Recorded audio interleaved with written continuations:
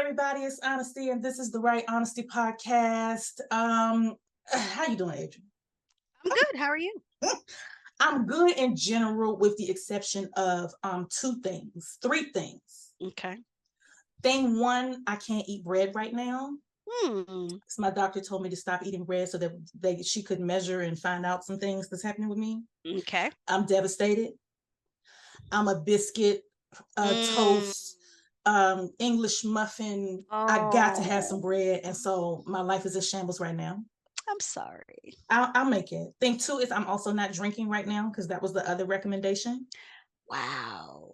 So to not, come. Here's the She's thing: just taking she's everything taking away everything from away you. from me because the drinking is not as bad as I thought it was going to be. It's like you have your glass of wine or whatever, but it's not as bad as I thought I was going to be because I only drink when I need to self-regulate. And Okay. so because I can't have bread, I've been doing other things that are like comforting. Okay. So that's okay, but it still sucks because, like, I know I'm pretty good at a margarita. Like, I'm good. And so the fact that I Mm. can't, like, do that. But anyway, thing three is I read The Garden of Eden. Ah, yes. And so I sent the book to you and I said, oh, this can be our next book. And you were like, cool, I read it a while ago. What you didn't say is steer clear. You didn't say, don't read it. It's going to I did not. ruin your day. Correct. And I had a whole meltdown on Facebook, as I do when a book hits Yes, me hard. you did. It was very dramatic of And you. oh, first of all, that was a valid reaction. That's first. Okay. Second of all, I have so many feelings. Do you?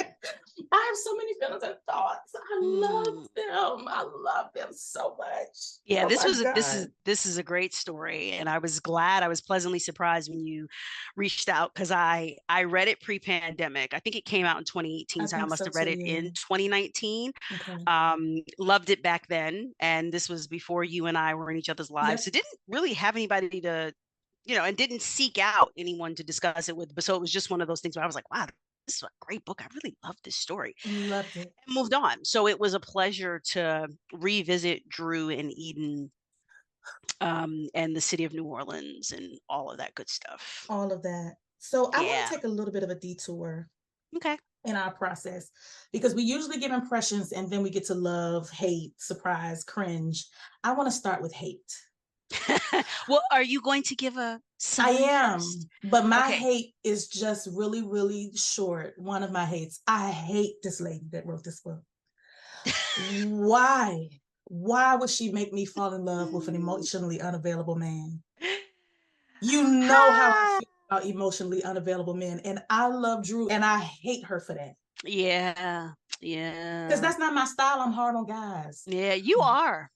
Yeah, but I love him. I love him so. Well, Anyway, I am looking forward to hearing you flesh out for us why, because yeah, I'm so angry. that is interesting because like you said, you normally number one are very hard on the men, and an emotionally unavailable man is at the top of your do Top of not my like list. list. So please do. Let me do the summary. We get into how Okay. she just abused me. Okay. Okay. So the Garden of Eden is about Andrew Drew Levine and Eden Xavier. She's a pop star, new into it, but she in it. She just won. She's her the Lauryn Hill of this fictional world. Best artist of the year, best album of the Mm-hmm. year, best new artist, all the stuff. She won some Grammys. Mm-hmm. And he is an atheist youth pastor, which is a story I know very well. She is not she's not emotionally unavailable, but she has a penchant for emotionally unavailable men. He is emotionally unavailable. Yes. Um, and he expresses that to her, but there's something about her that he just can't let her go. Yes. She's the same way. They have an interaction. It's refreshing to her. It kind of opens her eyes up to some other things. She's kind of recovering from a crush that actually went on to be with somebody that's in her circle. And so, he's a good thing. He's a good distraction. Mm-hmm. And so much so, because she ends up in New Orleans to do like a party or a performance or whatever she does. A Superdome. She does a concert on her tour. Yes. Yes. The tour commences, it ends, and she comes back to New Orleans, and her friend slash assistant knows that she's back in New Orleans, hoping that she'll run into this guy. She even stays in the same hotel where she saw him and where she stayed last time. And she does run into him. And that collision is the beginning of friendship and love, but also the downfall and the breaking apart of some existing relationships. Yes. There are a lot of parallels here. So her older brother has her nose to the grindstone to build the empire and, music empire, mogul, blah, blah, blah. His father is pressing him to continue in ministry, to eventually take over the church, although it's not something they discuss, but he mentions that it's something that his father wants, but he wants no parts of it. Mm-hmm. And eventually they're able to break free of not so much her, but she changes the nature of the relationship. But eventually they're able to break free of other people's expectations of them and kind of the weight of that. Yeah. And they're able to be together. This is the other thing I hate this lady Millie for. I was not upset about the secret baby. Why is she having me love things that I hate? And this is what I mean by her. And when I get down to it, because I'm gonna get down when we get through here, and I'm gonna talk about what's wrong with this lady.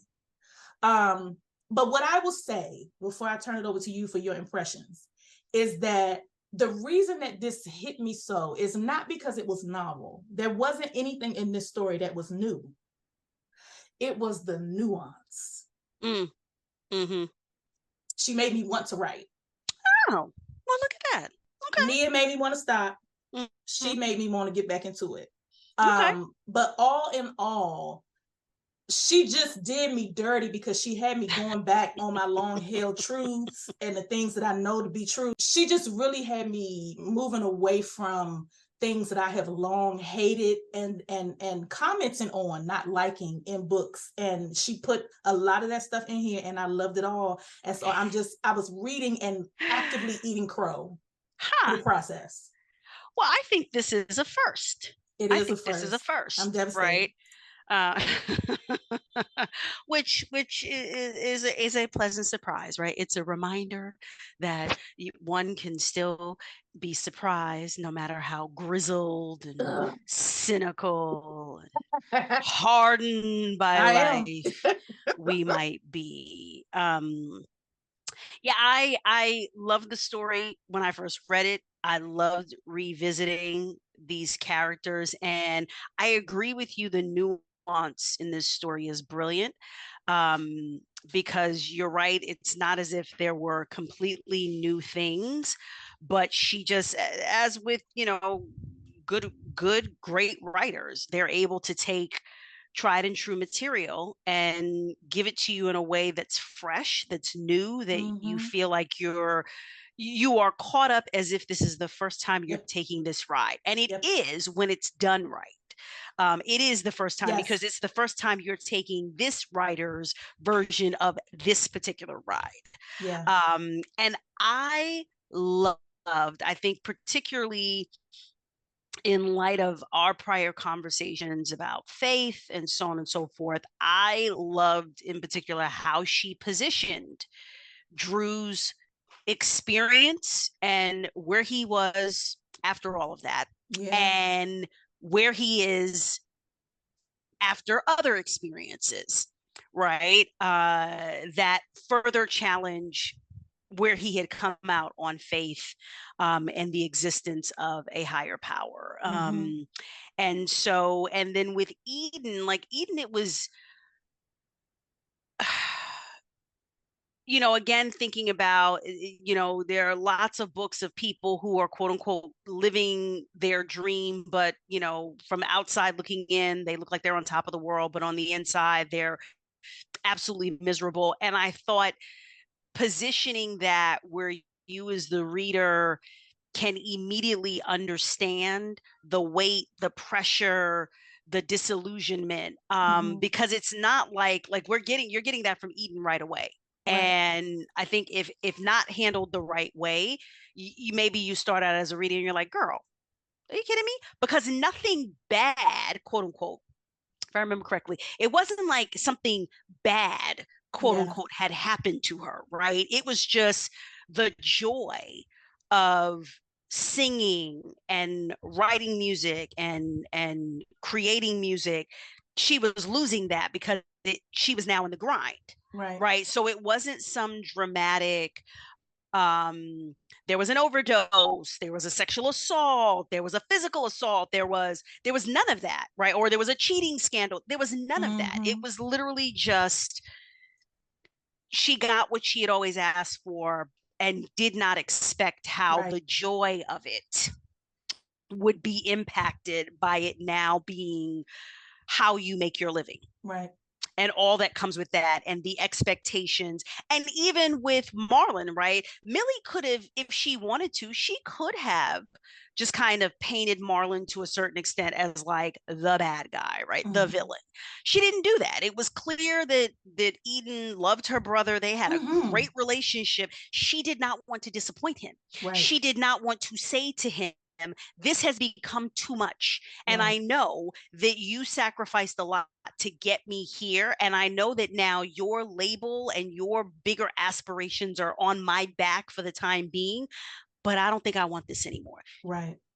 Or in this way anymore. Yeah, right. Yeah. So it's like even taking the year off, right? It was like negotiated and there was still, a thing here, a thing there. Can you just pop into this? Can you just sing the hook on this?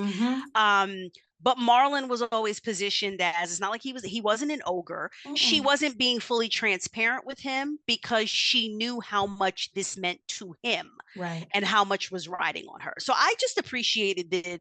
Again, Millie, none of this is like never been seen, never been done before, but she just chose to make it, give shades of nuance that made it her story. Yeah. Right, where you were sitting in the gray from the very beginning, and you're like, okay, yeah, no, all right, not as straightforward. And I think that just added a richness to the story as you watch these two come together, right? And navigate that friendship with very heavy sexual tension but no physical touching, and intimacy without physical intimacy, and then you inject the physical intimacy and all of that, right? It was a slow burn, and then everything went down the hill, child. Yeah, once it caught fire, it was like a full-blown explosion. The dock and everything was on fire. Like, oh my God, everything's on fire, burned to the ground. Wow. It was literally that, because to your point, we meet her basically, she sets the scene with him and Katrina, and him and his dad and church, and Anika, who also, we can get to her. Yes. I did not fault her. I understood where she was coming from. I feel horrible for her. Yeah.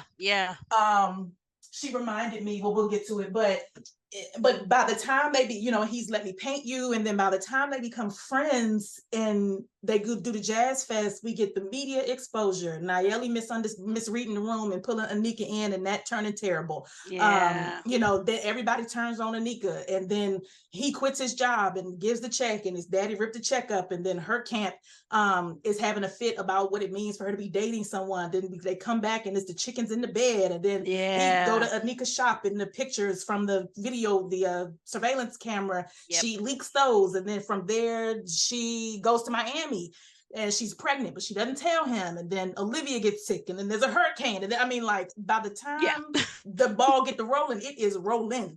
Yes 100 miles an hour. Yes. And that was maybe, I think maybe around 60%. It's like she wouldn't let you up off the ropes. Nope. Like by the time the stuff was popping, it was popping. Yeah. And there was very little time to recover. But it's so funny.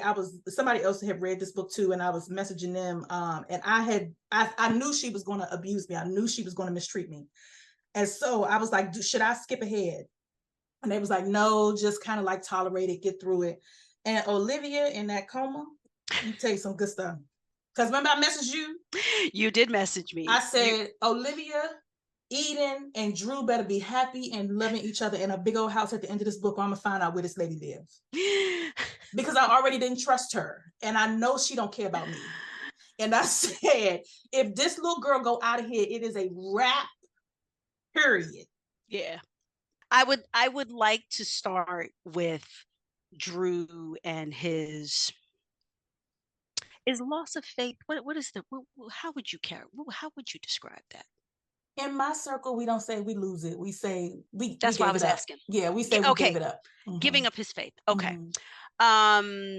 Because of course it happened as a result of losing his mother and Yes. Katrina, and it is both losing his mother and Katrina. Yeah. And they were there because his father made the decision to take shelter at the church, which is a mega church. So it was their family and I think around about 100 other parishioners that took shelter in the church instead of evacuating. And at a certain point, his father tells his mother to take him to the roof, to take Drew to the roof. And his mother begins, stealthily leading Drew to the roof. But then says, "Go on up. I'll be right behind you." And broke my heart. What happens is that the mother does not make it. The strong implication is that she was busy trying to help others get to the roof and was likely swept away and drowned and whatnot. But he and the father survive. And what gets described there is not just a boy losing his mother, but also in the midst of this complete and utter devastation, the likes of which, right, we'd never seen. And those of us who watched Katrina from afar will never understand what New Orleans went through. Experiencing that. But Millie definitely painted a picture, and it is those experiences that prompt Drew to give up his faith, because he's like, there's no way. There's no way that God exists and allows these kinds of things to happen. And then which I completely respected, and the way that it was presented, I was like, yeah, you're right, because those things, people give up the faith, and you know this better than I do, based on experiences and things that they get exposed to. And so the same reasons that people cling to their faith, experiences and things that they're exposed to are the same things, right? Types of things that prompt people to give it up. What I did not like, and I hold Drew accountable for this, is I was not buying Drew's reasons for being the youth pastor were very selfish and immature. And it was, well, I had a job offer to be an art teacher in Atlanta, or I could come back to New Orleans and only work 2 days a week and make more money. And to me, it's like, if you have given it up, then brother, like, and Drew did not need money. That was another thing. And there were emotional issues surrounding the money, because the source of it was his mother's life insurance policy. But Drew showed us when he was ready to use it, he used it, because he used money to get his gallery space, didn't he? And it stuck in my craw, because I was like, well, why? Okay, brother, I understand that decisions that were made and experiences that you had prompted you to give up your faith. Why are you still one of the faces of this ministry year in, year out? Let's get into it. Hold on. No, hold on. And then, because there were other things, that he could have done. Like, one of the things I wondered was, why didn't Drew, knowing that there was jankiness happening with the senior care situation, why didn't Drew say, you know what?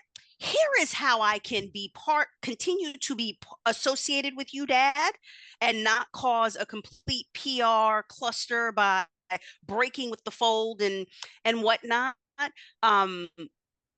Here is how I can be supportive, because this this continues to align with what I believe and who I am. These people need care, and the folks you got running this ain't getting the job done. And rather than him being like, on the one hand, I gave him credit for like being the one that consistently went and looked out for Sister Kathleen. I was just kind of like, well, but if you still part of the firm, then why aren't you over there whipping these folks into shape and getting that together, rather than being youth pastor? Yeah. Right?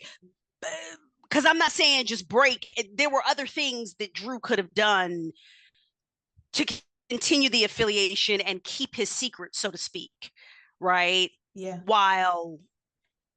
So that bothered me. And I never felt like Drew gave us a good enough reason. And certainly the reason for coming back, I was like, oh, okay. At the end of the day, it was a self-serving reason more than anything else, because you could have stayed in Atlanta if that was the case. But you came back home, and not only did you come back home, but then you came back home and served as youth pastor. I did think of you. I thought of you multiple times. One of the things that he said that made me think of you specifically was he was like, he centered his messages less around God and more around being good people with integrity, right? Being kind, being thoughtful, being honest, which I was like, yeah, I mean, fine. And he would throw in, Abraham and Isaiah, whatever as appropriate. Fine. But I was just like, I almost wish we had not been given exposure to this other area that clearly called out to him in some way or another, that was affiliated with the church, but he seemed to, it was like, well, why not that then?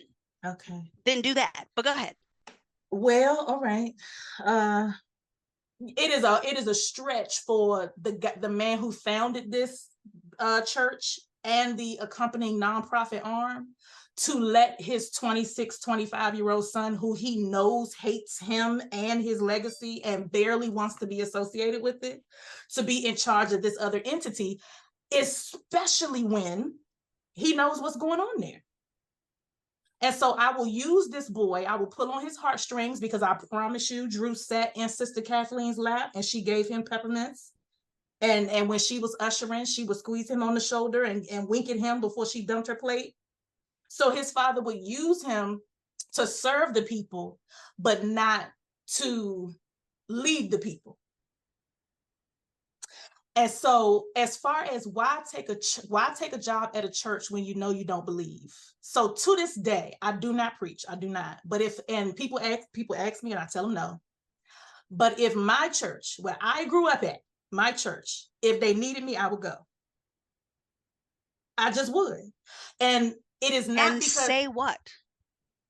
And I would say what they want to hear, because it's not the message. Like, and what I think is murky sometimes when you think about church is most people already saved.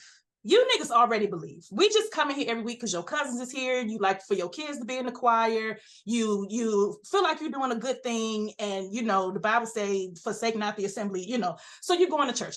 Y'all is saved. I don't have to do no hard work with y'all. Y'all believe. Yeah, and when it comes to new believers, so when it comes to new believers, hey, Jesus saves to the utmost. What do you want me to say? Of course, sure, whatever, because you're already looking for that. But the engine of the church, yes, it is really not the saving message, because every church got the same saving message, give or take a few details.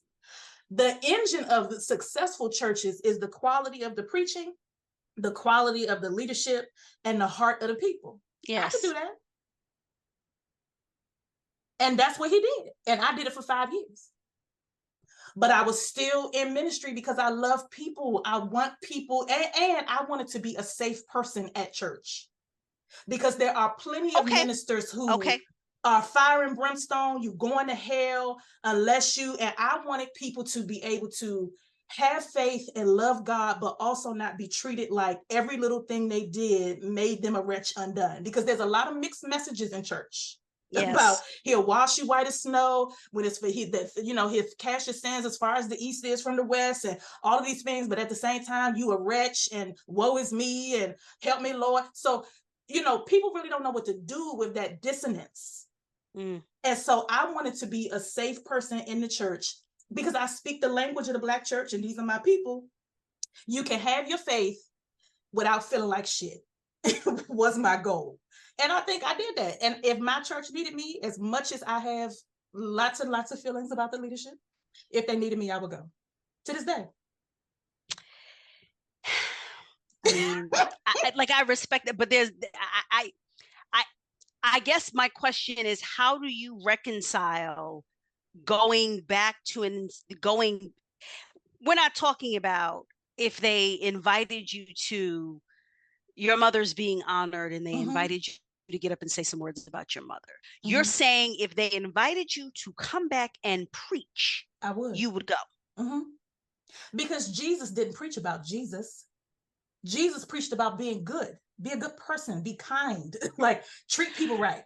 No, I understand, but you also understand that when you go into an institution in a situation like that, you are implicitly endorsing the leadership of that institution. Two things which you have said, right, in terms of God, you no longer believe in, which I respect.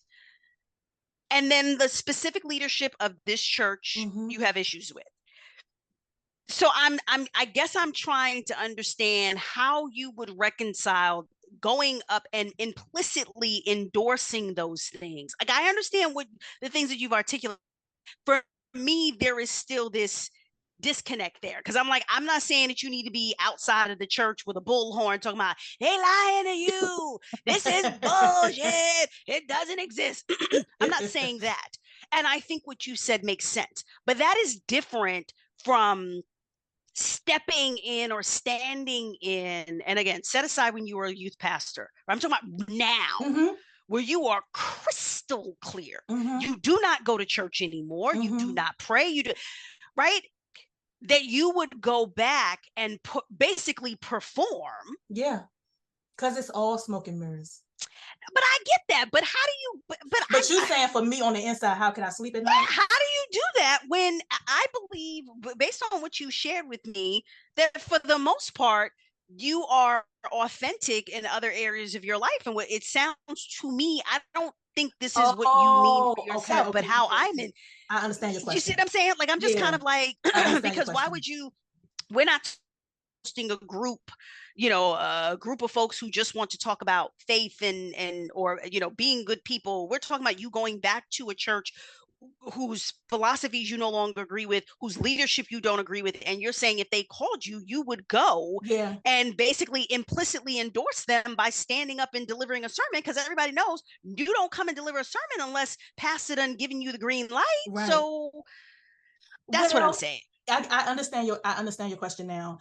It would not be a question of authenticity for me, because number one, we all are places where for example, like I shop at Target, but I know they don't pay their people a living wage. So I could try to not shop at Target. I've slowed down on Amazon, but at some point I'm gonna have to pull out a sewing machine and a weave to be able to get some towels. And so this idea of this being the one place where I can't be two things at once, because I'm pro-union and I'm pro-worker and I'm pro-whatever, but when I need some crayon apple juice, if I pass a Target, I'm going in there. And I'm sorry, y'all, I hope y'all unionize. And if you need somebody to stand on the picket line, I'm with it. But in the meantime, I need some underwear. Ma'am, I don't see, this is, to me, from the example that you just gave me, is you showing up and sitting in the pew for an event. Okay, you're saying it sounds like mic. What it sounds like you've described to me is you being in a Target commercial. Sitting in the pew is the same as being in the pulpit to me. But it's not how. To me, if you're going in the building, you endorsing it, period. You in the building, you're endorsing everything they do and say, because that's where you pay your tithe, that's where you give your first fruits, that's where you give your love offering, that's where you put your children. If you in the building, you endorsing it. So it don't matter where you stand or sit. I agree with that bottom line premise that if you're in the building, you're endorsing. That said, there's folks full on shilling for it and folks that are not. Yeah. And so I do not put the ministry leaders, right? The leadership in this, because they have chosen to make that a critical part of their identity and their service and so on and so forth. And that is why for me, I was distinguishing you attending an event under particular circumstances is one thing. Okay, fine. You going and standing up and preaching is no different to me. Okay. It's no different to me because, well, I think also my perspective might be a little bit unique because I've been talking in church since I could talk. There was not a time that I wasn't preaching. I started teaching children's Sunday school. I started teaching nursery Sunday school when I was 8. It was never a time I wasn't in leadership or service. So it's all the same to me. There were Sundays that I would go from the choir loft with the little mic to be the praise team, and then I would go up and I would do the prayer of invocation on the mic with the praise team. Then I would go and read the scripture, and then I would go to the back and help so and so because a homeless person done wandered in, and ain't none of the other ministers want to touch the homeless person. And then I'm back in the sanctuary and I'm standing up, preach, Doc. And then when he finished, I'm coming down with my arms out for the altar call, and then I'm going over to the fellowship hall to help sister so and so put out food. That, and that was my whole life. I get it, and you walked away from all of that. You made a decision at a certain point that you could not, would not, will not do any of that anymore. Yes. So I think I'm just struggling with the notion that why would I go back? You would about face on a particular day if they called and asked, as opposed to diplomatically being like, I love y'all, but I'm not gonna be able to do it. I would go if they called me, it's not like, hey, we need you this Sunday, right? If they, because you should have planned ahead. There's other people I never did let people call me at the last minute to preach. I'm talking about if they were like, hey, we're having this issue and we need you to come help. And I don't mean like community service help. I mean like, where the pastor has Jesus Christ, finally resigned or retired, and we need ministers in the building. We need help because they've lost a lot of people. And so I would absolutely sit in the pulpit on Sunday, mainly because it doesn't hurt anymore. So when I left, it was because I was in agony. I was finally 100% fully admitting to myself that I did not believe in God. And that was so devastating to me. I wanted to believe it so bad. I contorted myself. I did everything I could to believe it because it was all I knew. And my whole family is churched. And so I thought I was going to lose everybody. And so, but I could not physically sit in that sanctuary anymore without telling myself the truth. And so I had to get out of there to give myself some room to breathe so I could be honest with myself. But now it doesn't hurt anymore. I know what it is. I know that I don't believe, and it's not a good thing or a bad thing. It's just a thing that is. I've been able to sustain my family relationships, so I don't feel threatened. Where before I felt like I was holding on to something that was pushing me away. Now I know it ain't there. And so I'm just going to come in here and sing with y'all because I still know the songs. I don't know the new songs, though. So I have to get on YouTube to learn the new songs because I don't know the group therapy and the other man, war crowd and all that. But I know the old songs, Kirk Franklin and Fred Hammond, Mary Murray. That's the ones I know. But at Kiara Shear's first album had came out by the time. Anyway, so maybe the second one. So, but now there's nothing, I don't feel anything. I just feel love for the people. And so, for example, something happened and I was saying to my friend, I need you to hope with me. I need you to hope with me that this turns out the way I want it to. And she was like, oh, I am praying for you. And I said, you call it what you want to call it. But for me, just hope with me. Yes. Okay. And so because I see it all very differently now, I can absolutely stand up and quote unquote pray. Sure. Because I'm hoping along with you. You're hoping that these words go past this ceiling into somebody that's up in the air. I don't join you there, but I do join you in. I hope this works out exactly the way you want it to. Yes. Okay. I can understand why you were less, it sounds like you were more empathetic to Drew's decision to stay than I was. I hear you, but I maintain that like Drew had options that he chose not to exercise, because when Drew got sufficiently motivated because he But I liked a think it took woman. that though.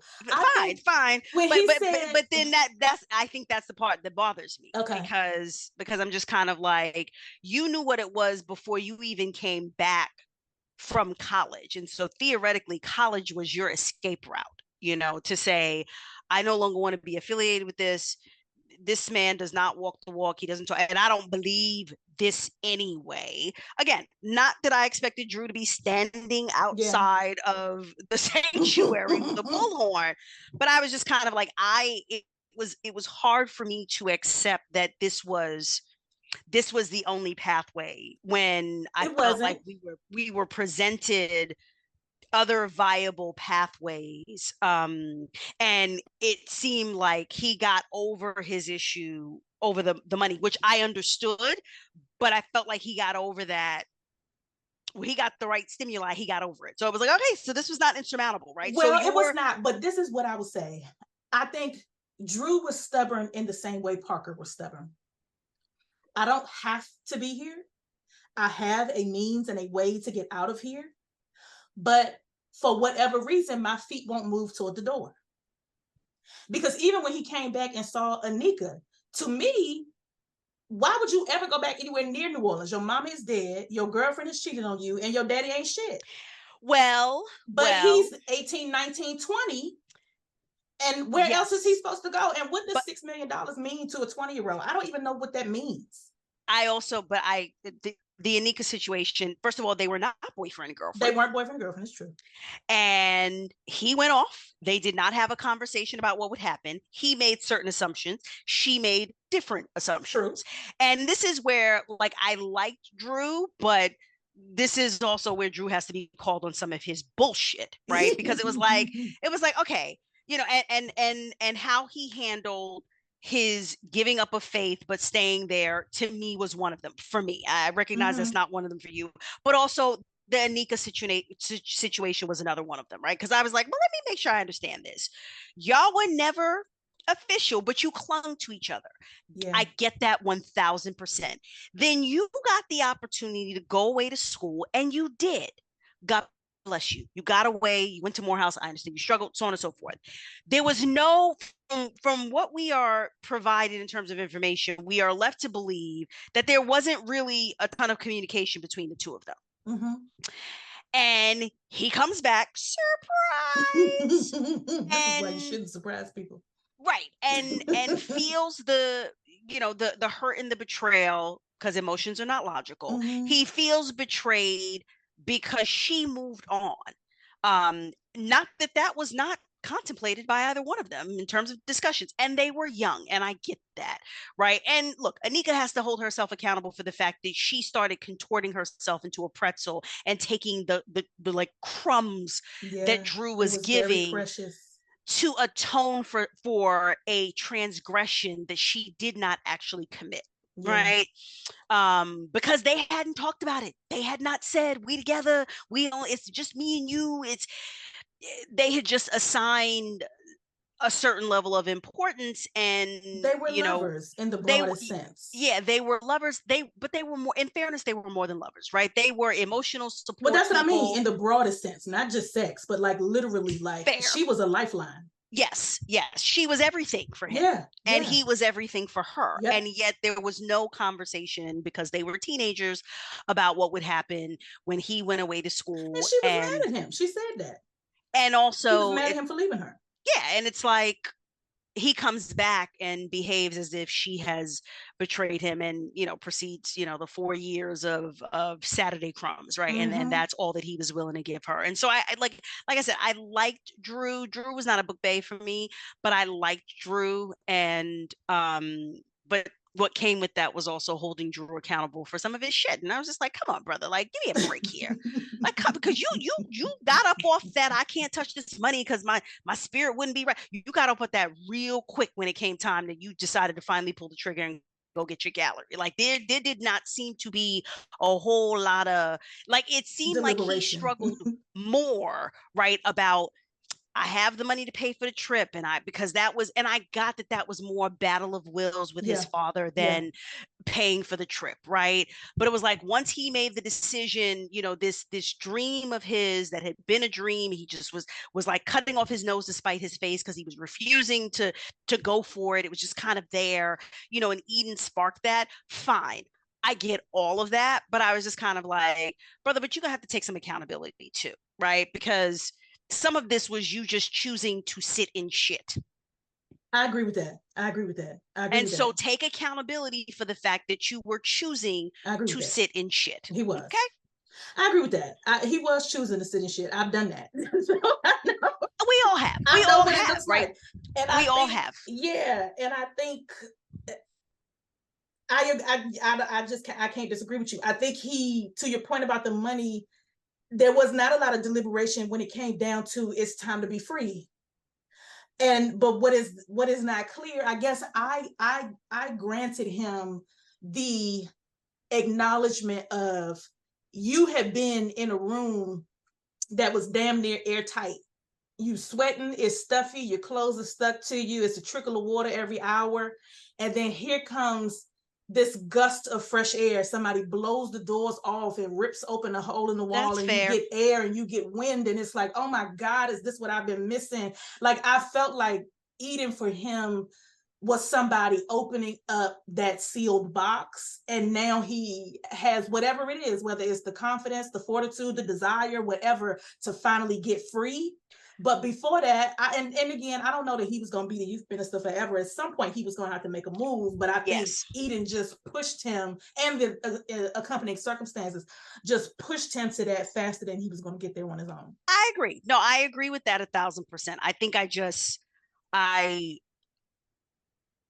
I wish he had acknowledged this fictional character. I wish he had acknowledged that he had just chosen to sat in shit for a long time. He chose to stay, he chose to stay in this toxic dynamic with his father. Like there were, what was interesting, what I thought was what I called to mind as I read it again, the senior care center, and not because Redeeming Souls was like this, but it reminded me, it called to mind Ezra's perspective about the nonprofit, this community-based, Christ Cares. Okay. Yep, thank you, because I couldn't remember, and I was like, I could go back in the book, but I didn't. Christ Cares, right?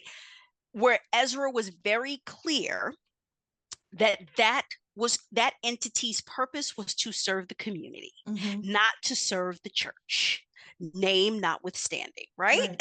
Right. And so Ezra was very clear. We are hiring the best people. We are not hiring motherboard cronies, right? Usher board cronies, choir member cronies. We are hiring the best people. Because this entity, yes, Redeeming Souls was there to serve, right, the community as well. But he was like, but this entity right here is a community-based organization focused on serving Harlem, period. Right? The church takes care of spirituality. Christ Cares is taking care of the other things. And I just appreciated that. It just, again, it's the only parallel, because clearly Ezra was on top of things and Bishop Levine was not at all. And it was just shameful. But it was one of those things where I was glad that Drew eventually just dropped the dime. And I, listen, to be a whistleblower against your own father, right? I don't underestimate the fortitude. And it probably did take something like Sister Kathleen, dying outside. But it was like, we saw this was an oncoming freight train, horn is blaring, lights are as loud, as bright as can be. There is no way you are mistaking this for somebody's toy train. Like, we knew where this was going. He knew where this was going. And I just wished that he had been like, what, since you keep calling me, how about this? But to your point, it may have been his father would be like, nope. That, and right, his father would not have let him. His father did not care for him, and he did not care for his father. His father was not going to let him do that. I will say this, because I've worked for entities where, like social services places, where they do have rep pays. And so you sign over your check, it goes into the coffers of this 501c3 or otherwise company or agency, because they don't have in DC, they don't have to be nonprofits to be rep payees, although most of them are. And they dole out your money bit by bit through the month, but you actually don't know. Now, where I worked, thank goodness they were honest. And so there were people who had thousands and thousands of dollars, $150,000, $180,000 in, just from years and years of those checks stacking up and not doing anything with it. And typically their housing was covered. Like, it's like weird. And so, or their housing was at a significantly reduced rate, blah, blah, blah. I will say this,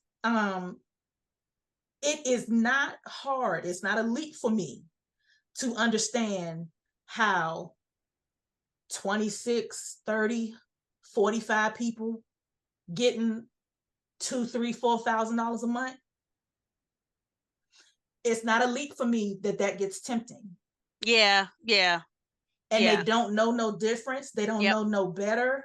Yep. These are people whose husbands left them their homes and they've now aged out of being able to stay there. So they're just going to sign it over to the church. And the trustee said that we'll handle the rest of it for you. Like, and so even if his father didn't start out like that, I mean, his father started out as a hard ass and authoritarian, like forcing them to stay and not evacuate. And, whether he did that by faith or what, it's unclear, because what rubbed me the wrong way about people is how people can be mean and have faith. I have never understood that. But anyway, she, I mean, well, I get it, because your faith is a tool. It's not really who you are. But right. I got how even if they started off meaning to do well, I completely understand how little by little we just drift further and further away from that mission until Sister Kathleen can, we understaffing. And because what happens is this, not every church, but most churches go through what's called the summer slump. And I'm gonna have to cut some of this out because we all the way off topic. But most churches go through what's called the summer slump. It's when people go on vacation, the kids are in camp, they're not really giving. Sometimes, and some people just straight up take the summer off and just don't go. Not recognizing that the money that you give in December does not always carry us through September. Right. And so when you opt out in January, and when you opt out in June, we still got people to pay and bills to pay for July, August, and September when you come back for the beginning of the church year in October. And so what tends to happen, even though in some places it's, legal, some places it's illegal, and just in general it's unethical, money starts shifting to cover shortfalls. And initially it's just the shortfall. But before you know it, it's the HVAC. And then it's the ministers haven't had raises in a while, and not all of them, just the pastor. And then it's the parsonage needs, you know what I'm saying? And so little by little, these dollars that you rationalize to yourself, Sister Kathleen is 78, she ain't about to spend $150,000. So we just gonna make sure she have a place to stay. But before you know it, all of those checks are doing more work for the church than they are for the apartment building that the people live in. No, listen, it did not, because people are people, right? It's like whether they're at the church, whether they're at a government agency, and the reality is that churches get in this country, right? Heck yeah. There's a lot of leeway still. Because nobody asks any questions. Right, because so it made perfect sense, but it was one of those things where, and I appreciated that we had the 3 instances, right, or 2 instances, 3 instances with Sister Kathleen, right? Because the first instance is where Eden and Drew first meet. The second instance, doesn't Eden run into Sister Kathleen? Yes, and then the third instance is unfortunately where Drew finds her, and she has passed away. I totally get it, right? And you are given enough color to understand that this was because this was a mega church, for all of its staffing, this was definitely something where they were happy to have the funds coming in, but they were not trying to make the necessary investments. And his father was very callous about it, right? Just kind of like, Sister Kathleen done got away again. Sister Kathleen got discharged from the Right. hospital last night. And he's like, it's 6 p.m. today. You telling me she got discharged last night? What are we Right. talking about? Like, and so I took, as I'm sure you did, right, the delicious gratification and delight when shit hit the fan Absolutely. and Drew just sang like a canary. Mm-hmm. Just had to get it all off his chest. Just be like, listen, y'all ain't been doing right. Right. And of course, his father, what happens, right? His father manages to avoid jail, Mm-hmm. right? Stays at the church. And in fact, Olivia's Mm-hmm. near-death Mm-hmm. experience Mm-hmm. reinvigorates and sounds like it brings people back to the church, the Mm-hmm. Oh, miracle. pastor the Lord. Yeah, you Mm-hmm. get all of that. But what mattered was that Drew was no longer, he was able to have a relationship with his sister, not have to deal with his father, and move on with his life. Right. And Right. so ultimately, Drew got, even if Drew did not end up with Eden, in which case it wouldn't have been a happily ever after. Oh, but at Mm. the end of the book, that major issue, those two major things, right? The fact that Drew was still in the church, even though he did not believe, and also was concerned that if he completely cut his father off, which I understood that, right? Mm-hmm. Not cutting his father off because of course his father would have been punitive, Right. and there, He his got to wait for relationship with Olivia to turn Olivia, 18. Yeah. exactly would have been, so that I completely understood. But I was like, brother, don't tell me you couldn't be a little bit more strategic about what you're doing, to kind of like meet the required, to check the box, but check it in your own way. I want you to be strategic about this. We try. You know, as opposed to, oh, be youth pastor. Okay, I guess I'll be the youth pastor. It pays better than being an art teacher. Yes, but Yeah, I get it. I get it. I think um it was, I think home was familiar. I think the yeah, expectation was for him to come home. yeah, I think that had he started using that money, his father would have pressed him out some more. Like, I think him, because I think it talks about that when they found out about the money, his father's like, yeah, just sign it over to me and I'm gonna hook you yes, up. and Like, to think that he was a teenager, yep, right, when he had the presence of mind to yep. say, no, we're And not I going to think do it was that. spite. Fuck you. Fuck you and that church. She died in that building. Agreed. Like, I'm not Agreed. gonna help you. You know what I'm saying? Like, he Agreed. thought about it. His father, he's grieving, he's talking to his father, his father's being convincing, and then he was like, nah, I'm not gonna be able It to was, do and it was just, that. and in that instance, it was because usually spite, right? The implication is that the spite is not justified. In this It was instance, it very absolutely was. It was justified. justifiable spite. Yeah, Absolutely, absolutely. yeah. So yeah.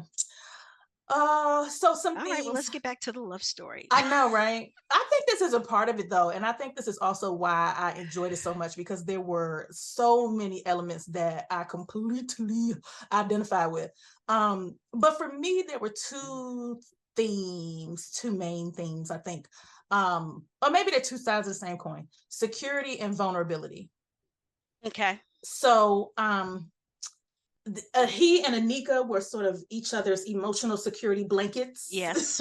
um, and so they were and they talked about what they were to each other, and when it got bad, it was bad. He talked about even when I hated her, I loved her and stuff like that.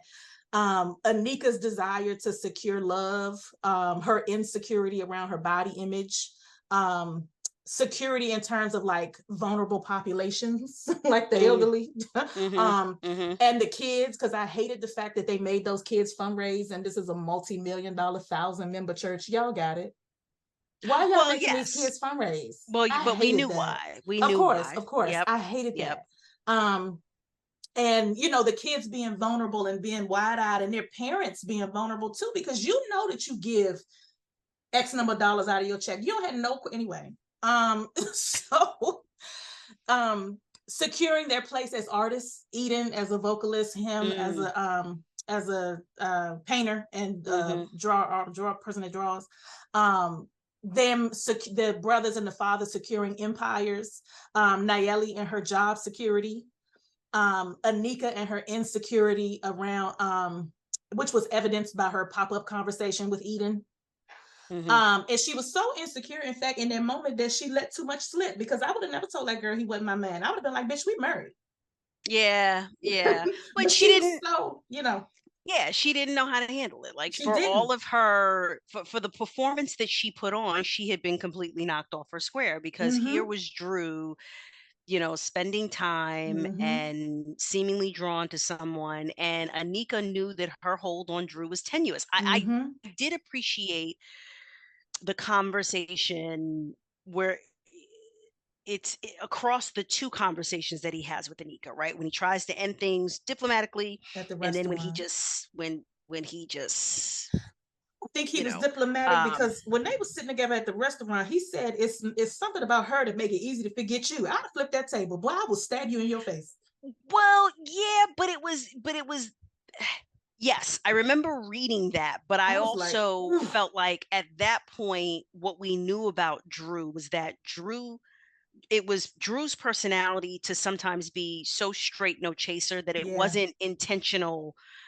He wasn't trying it to be hurt. harmful, He right? wasn't, And but it to hurt. and to hurt. Um, so it wasn't like that was not. I felt like what he ultimately said, right, when he finally decided to be quote unquote Mm-hmm. nasty, right? Because it Mm-hmm. was like, listen, I was trying to preserve your feelings before. Now I don't give a fuck.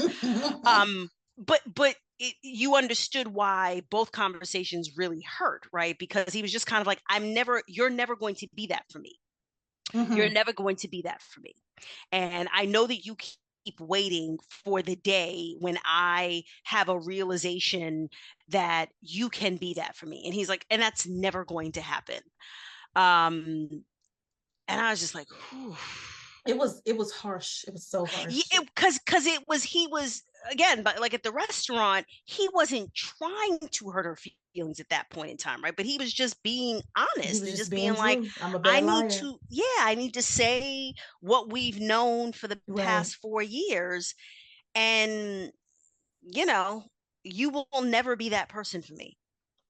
I feel like normally when we see that come out in like books, that something like that is often delivered in a very emotionally charged, Yeah. we're Yeah. screaming, we're, things are being Right. thrown, fuck Right. you, I hate you, you ain't never gonna Mm-hmm. be that for me, bitch, you're never gonna be that for me. This was like, I felt like 10 times worse because there Mm-hmm. was no emotion to it. Like, he was Mm-hmm. just being very straightforward Just be about it. matter of You fact. you are Yeah. you are never going to be that for me, That was ever. hard. Yeah.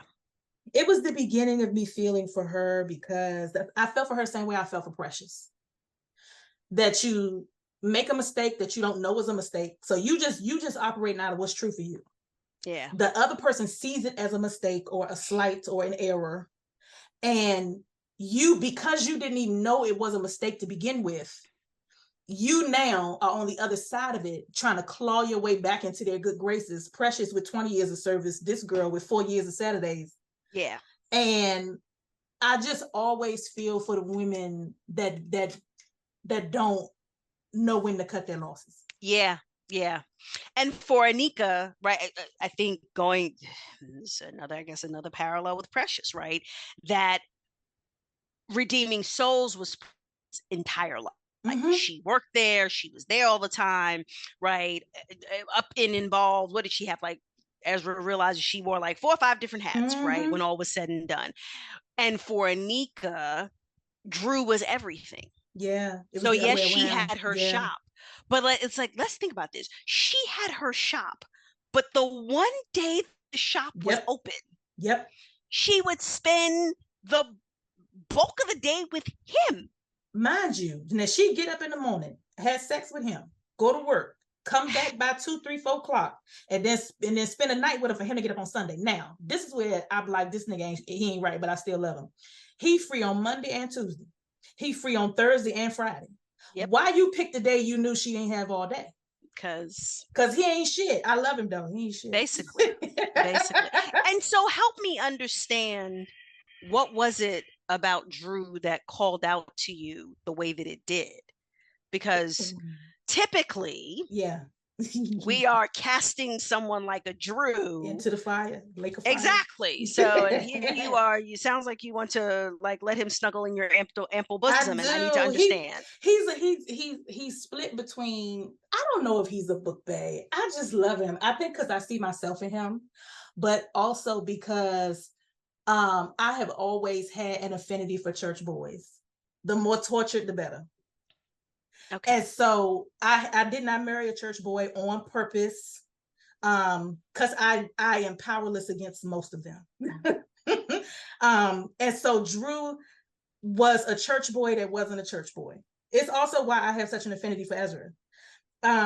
That you grow up in that environment, and there are certain things you learn, and there is a sadness to most kids who grow up in church who know what's going on behind the scenes, because you learn entirely too much information to believe the hype. Yes. But I enjoyed, I think I also enjoyed seeing him grow. And so there were a lot of parallels or like opposites that demonstrated his progress. And to see him finally get to love or to joy, I wanted that for him. And so like he was drawing just graphite, grayscale of Anika, but he moves to color with Eden. And you see him like go from, they both have a reason that they shouldn't be together. And you see the early days of him realizing like, fuck, I like this girl. Yeah. You know what I'm saying? And like, what is he supposed to do about that? How is he supposed to handle that? And, you know, attempts to stay away, but not stay away. He was also smart. And so, you know, his sarcasm and his wit came through. And so that was also appealing. And I always like when people say, mainly because I'm such a chatty Kathy, I always like when people can be reserved in their speech. I just like, he demonstrated a person that had a really rich inner world, that was, somebody opened up the door and cracked it a little bit and the air started coming in. And even against his will, he started moving toward the exit. And made his way on the other side. And I love the two instances where he was like, I could be mad at you and still want to be around you, or I could be mad at you and still love you. So one of them was when she bought the painting for the exact amount of money that he needed, and without even knowing it. And then the other one was the hidden pregnancy. But he was just so happy to see her that he just was gonna have to be mad about it once she fell asleep. You know what I mean? And so I just like the fact that he, and his relationship with his sister was really, really, really, really, really sweet to me. Yes, it was. And so for all of the things that he could have done better, I gave him so much grace, because in his characterization and my life experience, we are alike. But I also felt bad for him because I know what it feels like to be trapped. Yeah. And so for him to get some air, I was like, go for it. I want you to be happy. Like, that's how I felt. And there were many things he could have done differently. I don't so much hold him accountable with the nonprofit, only because nobody would have believed him. But I was happy to see him grow. What do you mean nobody would have believed him? You mean if he had been a whistleblower? Yeah, if he had blown the whistle on a nonprofit. So if he calls and I think that would have been the IRS or the Social Security Administration 5 years before they even listened to the voicemail, and another 5 before they asked any questions. So nothing was gonna happen there. I definitely, and I wouldn't have I wasn't looking for that either. I think what happened had to happen in order. That was the straw that broke the camel's back for him. Right. And once he had to intersect with the police, he was just kind of like, just the devastation of finding her where he found her. And now being in front of authority figures trying to understand what happened, like, it made perfect sense to me that was when he broke about that. I would not have expected Drew, for as much as he hated his father, I would not have expected him to be like, boop, boop, boop, I'd like to make an anonymous report, please. Exactly. Because that's just another level of fortitude that I think most of us don't have, right? Yeah, and it would have been for nothing, because they do not investigate churches. Yeah, so but even if it had exploded, I just don't know. as much as he hated his father, I don't know that he would have had that in him, but for The death of that Sister true Kathleen. breaking Yeah. point, because he Yeah. was, it was the heartbreak over that, right? That, Yep. like, I think to your point, that there were strong memories tied to her, and there was this deep affection for her, and she was Mm-hmm. representative of the elders of the church, right? Mm-hmm. Where of Mm-hmm. course he would have had, a relationship with them, and they watched him grow up and so on and so forth, Mm-hmm. and just, heartbreaking that after all that dedication and all these years for it to be here, Yep. the place that should have protected her, the place where she should Yep. have been the safest, and this is the place that is taking the worst advantage of her. And so Mm-hmm. yeah. Yeah. Well, I mean, this makes sense. So basically, you got to be a church boy to get to HP's heart. It's true. You do. That says something. I ought to talk to my therapist about that. I'm about to say, Um, I mean, you should unpack that. But I yeah, agree because with it's you. not exactly fair, but Yeah, I you agree know, with you in terms of like his relationship with Olivia was just it was like, even adorable. if you weren't yet sold on Drew, Yeah. right? Like that was where you saw, because you weren't seeing warm and fluffy with Anika, Mm-mm. and you weren't seeing warm and fluffy with Eden in the beginning, right? But Mm-hmm. Olivia, you Had his got to heart. see Mm-hmm. the potential for Drew's warm and fluffy until Eden started bringing that out of him, which was not right away. Like, we set Mm-mm. aside like the initial interaction, like even once they become quote unquote friends, he is not giving warm and Mm-mm. fuzzy, Mm-mm. right? So it was refreshing to see him be his version of warm and fuzzy with Olivia. And when you text me and you were like, she better be okay, because She better I be like, okay. I knew, because I had to remind myself, I knew something had happened, and I was like, I remember something happens with the sister and it is not good. Let me tell you But some good stuff. but I would have been but on the first thing smoking in Miami. First thing. You gonna now rewrite this part. but now let me ask you, like, how did you feel about the Olivia um turn of events? I was gonna say miracle, but I'm good with that. I'm good with calling it a okay. miracle. I Miracle. think I'm I wasn't upset about it. Let me say it this way. So when she was sick and he was like in the coma, and then the hurricane, and then the power went out, and he said it's on the one hand she here, and on the other hand she not, but she probably not, because his phone was dead. And so he was Yep, like, yep, so if the yep. phone can't make it, how is all the machines gonna make it? Side note, I agree with you that Millie was evil for that, because Awful. She's an I awful was like, person. wow, Millie, I'm you sure are. she don't have no friends. She I can't. was like, you are draining every drop Yeah. of this, you devil woman, you. I'm Continue. certain if she has any friends, they need to be checked on. But um, I liked him praying, because I think sometimes you go to what is familiar, you go to your Yeah. roots. The only reason that I don't pray is because I'm out of practice. Like, and I have gotten my mind into the fact that you know what prayer is and what it is not. At the base of it, you are hoping for the best. And so I just Yes. am out of the habit of calling it prayer. But if Yes. I was 25 or 26 in his shoes, I'd have been on my knees. Father, right now, in the name of Jesus, we need you. I would have went straight. Like, I can give you a tongue right now if you need it. Like, over 100%. What was a interesting hundred to percent. me though was that I felt that the way that it was presented, that he didn't even do all that, No, right? he He didn't. But it just, was just the idea that this thing that I had turned my back on, and that I have this quasi yes, complicated relationship with, yes, I am at the point where there is nothing in my hands. I don't have yes, anything to give. I don't have any way to fix it. And so all I'm going to do is close my eyes. yes. But I liked how you just said earlier in the conversation when you said to your friend, hope with me. Mm-hmm. Like, to me that was, like, I appreciated Drew being like, whatever, if anything exists, Yeah, yeah. right, because I guess what I'm saying is I like the way that Millie presented that, because Mm-hmm. she did not make it wasn't an about face. Mm-hmm. I didn't read it as an about face, Mm-mm. right? Mm-mm.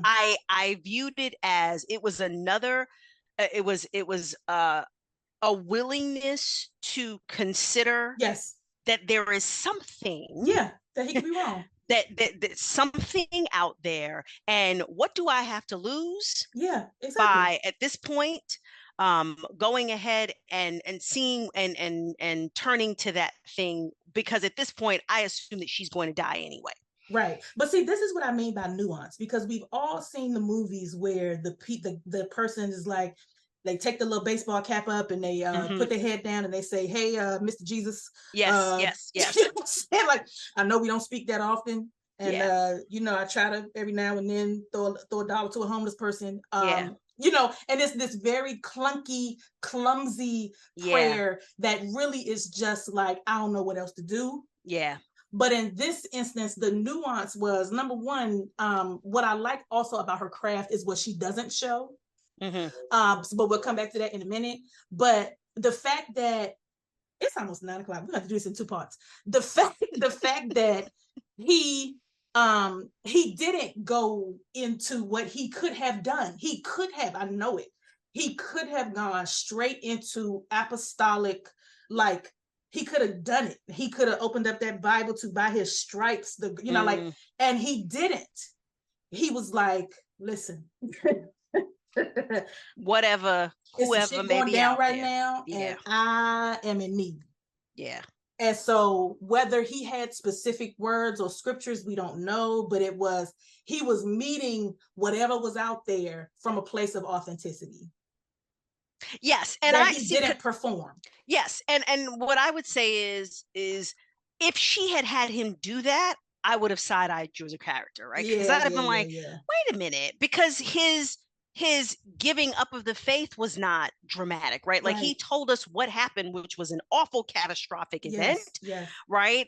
And was just like, I just don't see, and had stuck to that. And so it made sense to me that his approach was more of this practical, like, listen, if something is out there, here's if me. You're listening. Yeah, if you're listening, here's me, Drew Levine, putting something out there, like, please. And even once, Olivia comes through, he's just kind of like, something happened. And I'm willing to believe that something there is something. But he doesn't fully backtrack. He doesn't join the church. He doesn't. He's like, we can call it God, but something. That's right. You know what I mean? Right. Something. That's right. And it doesn't now go to, and now I'm going to try and, better understand my father. And it was none of that. Like, he understood what he had called bullshit, his faith aside, what he had called bullshit on was absolutely still bullshit. and the fact that, how his father, he watched his father capitalize, if you can, on his daughter being near death. Yes. And even, continue to see the hypocrisy in that. So to your point, he did not suddenly, and then they left the girl. Let me tell you something. They were, well, I wanted him to have full custody, because I didn't think the mother didn't need to have custody either. I was like, Sabina, girl, you need to just give her custody. You don't want to be nobody's mama. Just give it up, because you don't want to be nobody's mama. But when I read that the father and the mother went back to New Orleans, I thought about you. I thought about you, because I said, there is no way Adrienne would leave her tiny supervisor's side. No. They would have to drag her out of the building. And lock her in the sewer before, and then she would find a manhole cover and come up through the bottom of the hospital. Spider-Man on your ass. Said, ain't no way she will walk away from her baby. How do these people go back to New Orleans? Both of them. I said, ain't no way. Yeah. Ain't no way. It was just give Olivia to Drew and Eden. Girl, Sabina, you don't want to be a mama. Like, you don't want to be a mama. Like, this is overrated. You're like, oh, this is overrated. Okay, so give her to her brother. Like, it just blew me away. Yeah. You know what? Complete aside, it makes me think of how St. Jude, one of the things that St. Jude makes it very clear in its advertising, right, that it not just the treatment is covered, but your housing, your food. Yes. My nephew was treated at St. Jude. They lived in Memphis at the time, so they did not need, like, the housing and so on and so forth. But, like, St. Jude gets my money every I donate. year, Yep. right? Because it is that recognition, not just of the treatment, but how life is just turned upside down. Yep. So to your point, right? Because in you have parents that have sick children, and if you don't live in the city that has the preeminent, Correct. pediatric facility for that condition, Yes. then you have to go where that treatment is Yes. available, right? Yes. Or you and then what happens when the money Yes. starts running out? So someone has Yes. to go And back work to for the work health insurance. for the health insurance, and to Yes. continue paying the mortgage, and Yes. continue, so on and But so this forth. wasn't their story. That was not their story. They were disgusting on a number of levels, and I Yes. really wish, like, Sabine, like, it was Bishop, throw him away, put him in the fire with Bishop Carmichael, sleazy Sylvester, There's throw him Sylvester, yes. away, right? Sabina also, I was just kind of like, girl, you need to be thrown away too, because you young, I didn't fine, understand it. but you wouldn't have this child, and that sticks in my crest. Like, child's here now. Right. Congratulations, gotta take Right. care of him. And for the way that he was so vigilant Yes. about her peanut Yes. allergy, Yes. and her own mama Her own mama wasn't forgot. worth a damn. Not a nickel. I said, this is crazy. That I had my said, blood this pressure is through crazy. the Oh, it had roof. my blood pressure through the roof as well. And I was Yeah. thinking, because I was just like, how do you leave your now? Somebody got to go back. Mama got to go back, or daddy got to go back, right? Not these people, not the bishop and his wife, because they didn't need the money. They didn't have to go back.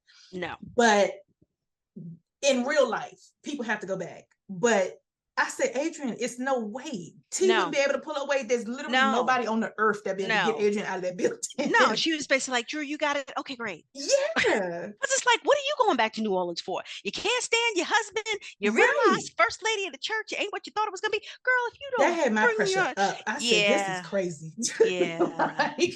Yeah. Yeah, that was a moment. I would have given an editor's note on that. But like, Millie, girl, Olivia needs to just be with them permanently, not just like. Oh, somehow. visit. Well, I knew, and at some point it was that the father couldn't leave the state, but was that after she got well or before? It's a great, because I can't remember question. If that was a part of it, but that wasn't the wife's problem.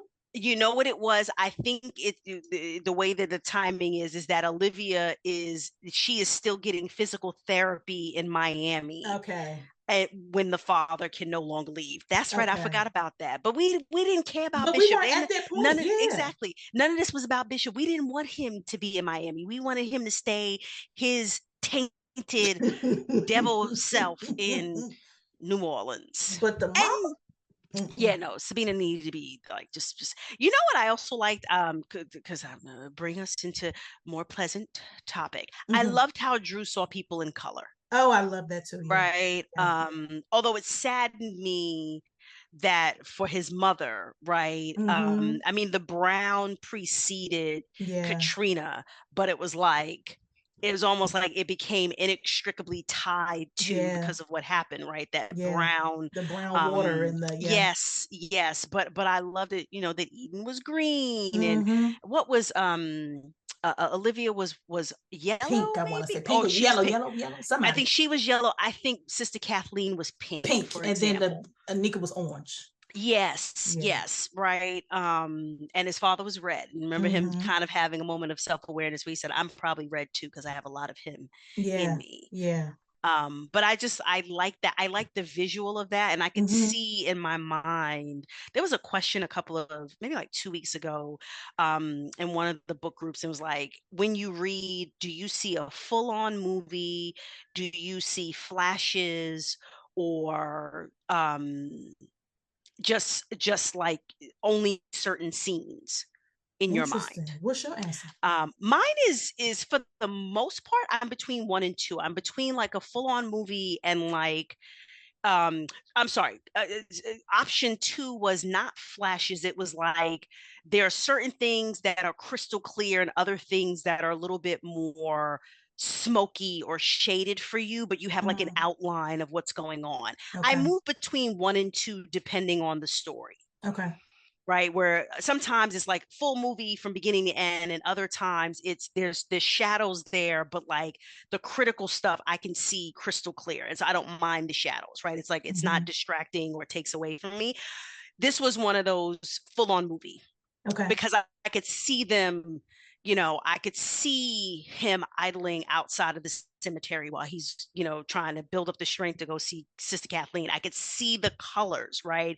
I could visualize what he described about Katrina. Yep. I saw the church in my mind. I Yep. saw the children's sanctuary. I saw all of that in my mind. And I think that's probably dictated by the fact that my experience was not as deep as yours, but grew up in church as well. Right. And so visualizing those things and New Orleans having been, several times, there were certain things that were very clear for me, but the color was the thing, particularly as he's painting her portrait, right? Yeah. And the different shades of green and of her in the garden. And I was like, God, I see this. I see this, right? I see Eden, and the back and forth on like, she wanted to wear a white top or was it a yellow top and white shorts? And Nayeli was like, oh, she can't wear yellow to wash her out.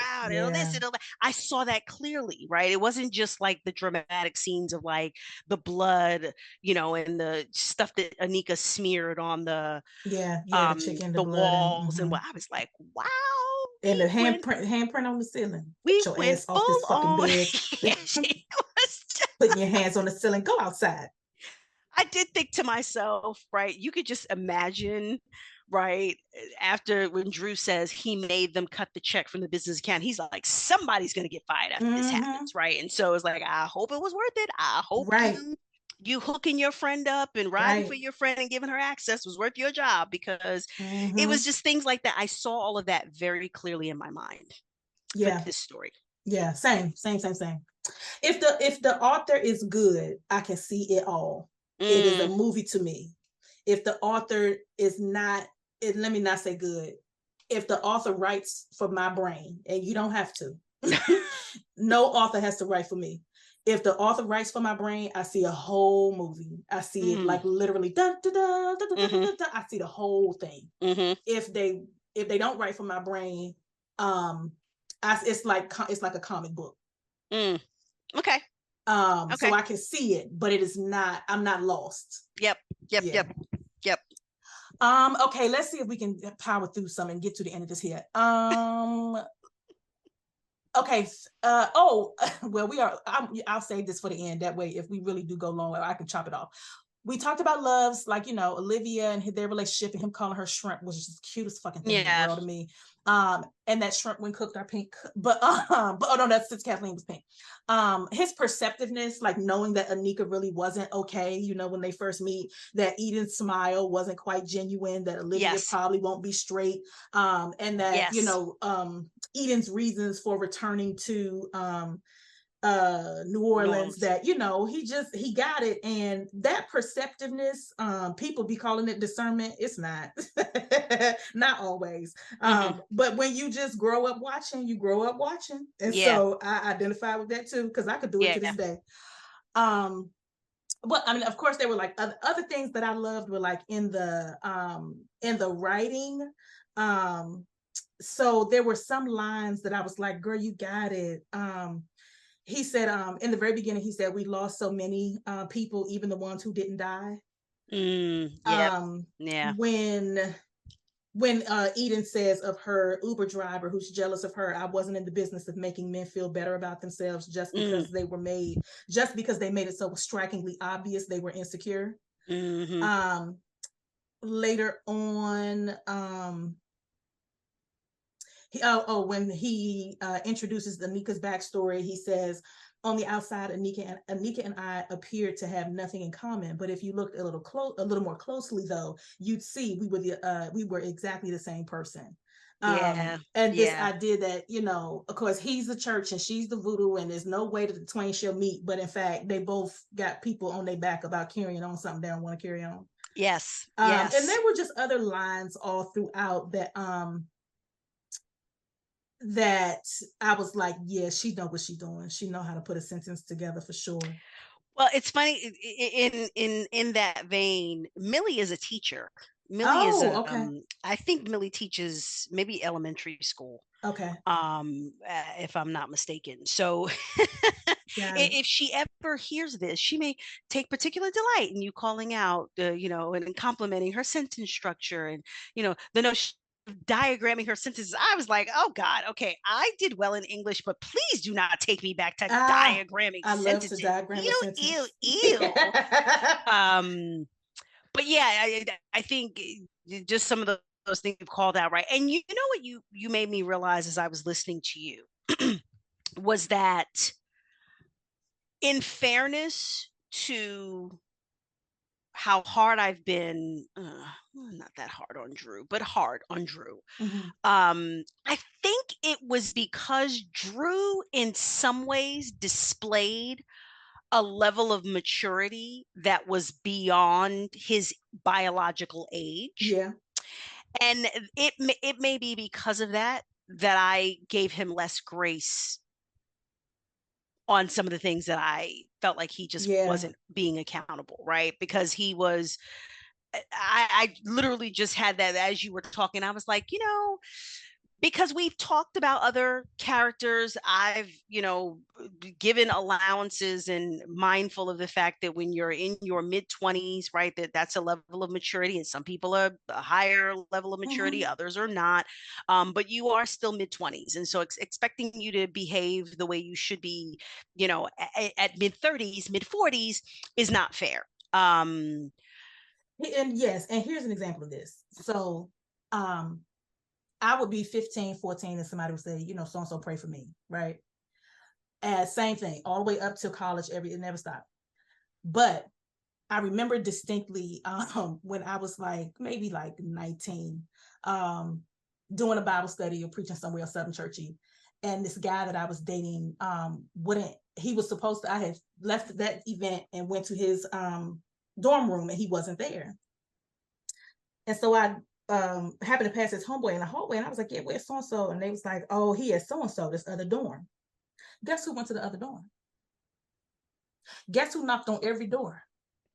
So they found this nigga because me and him had a pride problem.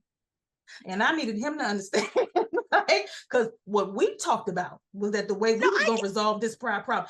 And I get so that. I this get that. idea of like, and on the one hand, I'm like, people are like, yeah, she, she got it. But on the other, oh, honey, I'm chasing you down. And Yeah, it was until I was grown that I was like, stop following behind me. Like, stop. You know what I yeah, mean? I get that. I get that. I think that's fair, although 19 and It is, but I can tell you some 26. stories from 26 too. I can tell you some stories from in divinity school. Like me and my friend Janine, same thing. Janine, we drove all the way out anyway. I was about to say, I was like, this is about to take a turn that I was not I can expecting. tell you that Great. you can be more mature in some areas than you are in others. Absolutely. No, I think that is absolutely right, which is why it wasn't until this moment that I was like, maybe that's why I'm being tougher on Drew about this, because these were things that really mattered. And it seemed like Drew was able to display a higher level of maturity on things that were not as important. But I get it. I think at the end of the day, I don't let him off the hook. Yeah. But it does soften a little bit. I still hold him accountable because I'm like, you were choosing to sit in shit, and And in some we all do ways, that. We all do that. we do. Um, so, I but agree with you though. In some ways, she wrote above his head. Like in some ways, to me, like her maturity and I won't even say her maturity, her artistic ability as an author maybe sometimes made him sound more mature than he was, because there was this other thing like where he says the garden is such a green place, maybe I did that on purpose. You would think I would avoid the color at all costs, but when your ex-girlfriend is a world famous pop star, you really can't avoid shit. You can't go to the grocery store without seeing them on a magazine rack at checkout. You can't turn on the radio without hearing their voice. Forget about watching TV. So there was no point in shutting out the color green. And how could I? The world is green. So with that, I think of Eden. And so this is the reflection of a 21-year-old who just got his heart broken potentially for the second time. Well, at this point, he thinks he broke her heart. And he doing all this deep and spiritual and artistic self-expression. You know what I mean? And so some of that I feel like was in him, and some of that I feel like wasn't. You leave that poor baby alone. Okay. 21-year-old. Don't you insult 21-year-olds in that way. I'm What he just felt saying. was real. Some of it could have been. I'm not saying it was. I mean, he could have been like that, but some of it could have been above his head. But she just is a phenomenal writer that I gave it to him when it could be her. That might have been it. That might have been it. That might have been it. All right. What made you cringe? I mean, it was the dynamic with Anika made me cringe, right? I felt for her. Even before he's getting deeper with Eden, because based on how he has described the genesis of who they were to each other, that them continuing to cling to each other all these years later. And it was never the one time it was pressure tested, it blew apart and became something awful. Right. And so now we've got the Frankenstein of what was, which wasn't all that healthy, right, to begin with, but the Frankenstein version of it is even worse. Yeah. So that made me cringe, right? Eden's relationship with Nayeli, I want her to fire Nayeli. We always get the busted best friend. Hate it. I was just like, I wanted her to fire Nayeli and just be like, if I'm going to have someone that puts label ahead of me, then I might as well just have a stranger where I know exactly where the lines are drawn, right? I know what the swim lanes are. I know that your loyalty is to them because they're the ones that are paying you. And I wish that she had just had the cojones to be like, Nayeli, you should talk to Marlon about doing something else. Maybe get a reassignment. Yeah, you should get reassigned instead of staying in that awful dynamic, which wasn't like, I didn't think Nayeli had bad intentions, but the road to hell is paved with good intentions, right? So that did not help. The damage was still the same, regardless of the intentions. And she didn't want to be there herself. She was jealous. Yeah, I remember. It was that. Definitely they went to Berkeley together. Yep, they went to Berkeley together. It slipped out the one time. I remember thinking, that's the first time it occurred to you that she might not be happy for love being here. And I didn't like that dynamic. It was an unnecessarily uncomfortable situation that didn't have to be that way. But I also understood that Eden, the notion of firing your best friend who was no longer your best friend, also a very uncomfortable. I saw a snippet of something where someone was like, we are uncomfortable with having uncomfortable conversations. Oh, absolutely. Yep, absolutely, right? Yeah. Humans are uncomfortable with having uncomfortable conversations. Clearly the Anika's performance in the hotel room, it was like, well, right? I mean, that was like the gory kind of like, oh my God, this is awful. And then, of course, it coming out, which she foreshadowed, right? Because Drew tells us, that when he decides to go and handle the situation with Anika, and he's like, I didn't say anything because I was just going to go and handle it and be done with it. And he says something like, and not saying anything was my first mistake or something like that, right? Because of course it allowed the surprise in the worst of ways, right? Because in the end it was the blind side and it looked terrible, but it was the blind side of it that now made this man, who up until this point he was straight no chaser, he did not lie, right? He pretty much said what he meant and meant what he said. But it was just like, why do you think he didn't tell her?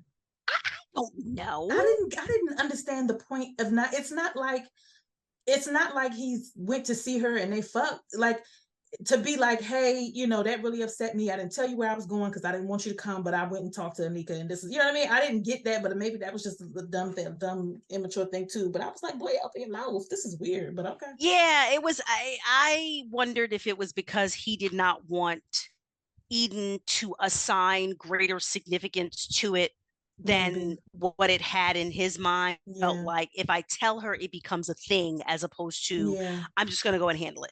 But again, that was either naivete, immaturity, both, right? Yeah. Yeah. Because of course, right, it happens the way that it happens, and the breakup happens, and so on and so forth. What also made me cringe, and obviously, if we neither one of us has read the Collide series, but that's where Mm-mm. Kane comes from. But as Eden talks about, kind of in the past tense, her crush on Kane, and I'm just kind of like, Yeah. that has to be Everybody awkward, right? knows. Everybody knows. They won't Silas stop being the talking one to about tell it. you, give it up when you were like 15 or whatever. That Mm-hmm. just, it was like, it was a little weird. And then the Lauren friendship, I don't know that I quite bought that. Yeah. Um, but it was like, I guess when you really have a dearth of credible people that you feel like you could go to, they would give you objective, I'm putting objective in air quotes, right, Mm-hmm. perspective, and they don't need anything from you. She didn't have anybody like that in her No. life, right? Like Drew would have been the closest, and of course the things that she and Lauren ultimately discussed were Drew. Yeah. So I chalked it up to having not read Collide. They could have had a more positive encounter in that series or something. Because I agree with you. I was like, "What the fuck you talking to her for?" it was just like, I was like, wow, we are Every really time down. you see her, she got her hand in the nigga back pocket. Yeah, Like, we down to the bottom of the barrel on this, yeah, huh? I'm not talking to you. Go get away from me. And obviously the dynamic with Eden's mother, right? It made me cringe in that it just like hit, they were like hits, Yeah. right? That it wasn't a ton of them, but you had, as the reader, you get the background knowing that her mother has always been critical. She's never felt beautiful in her mother's eyes, and she wins the award, and the mother's like, oh, you shouldn't have worn that dress, right? And it was just like, Yeah. ah.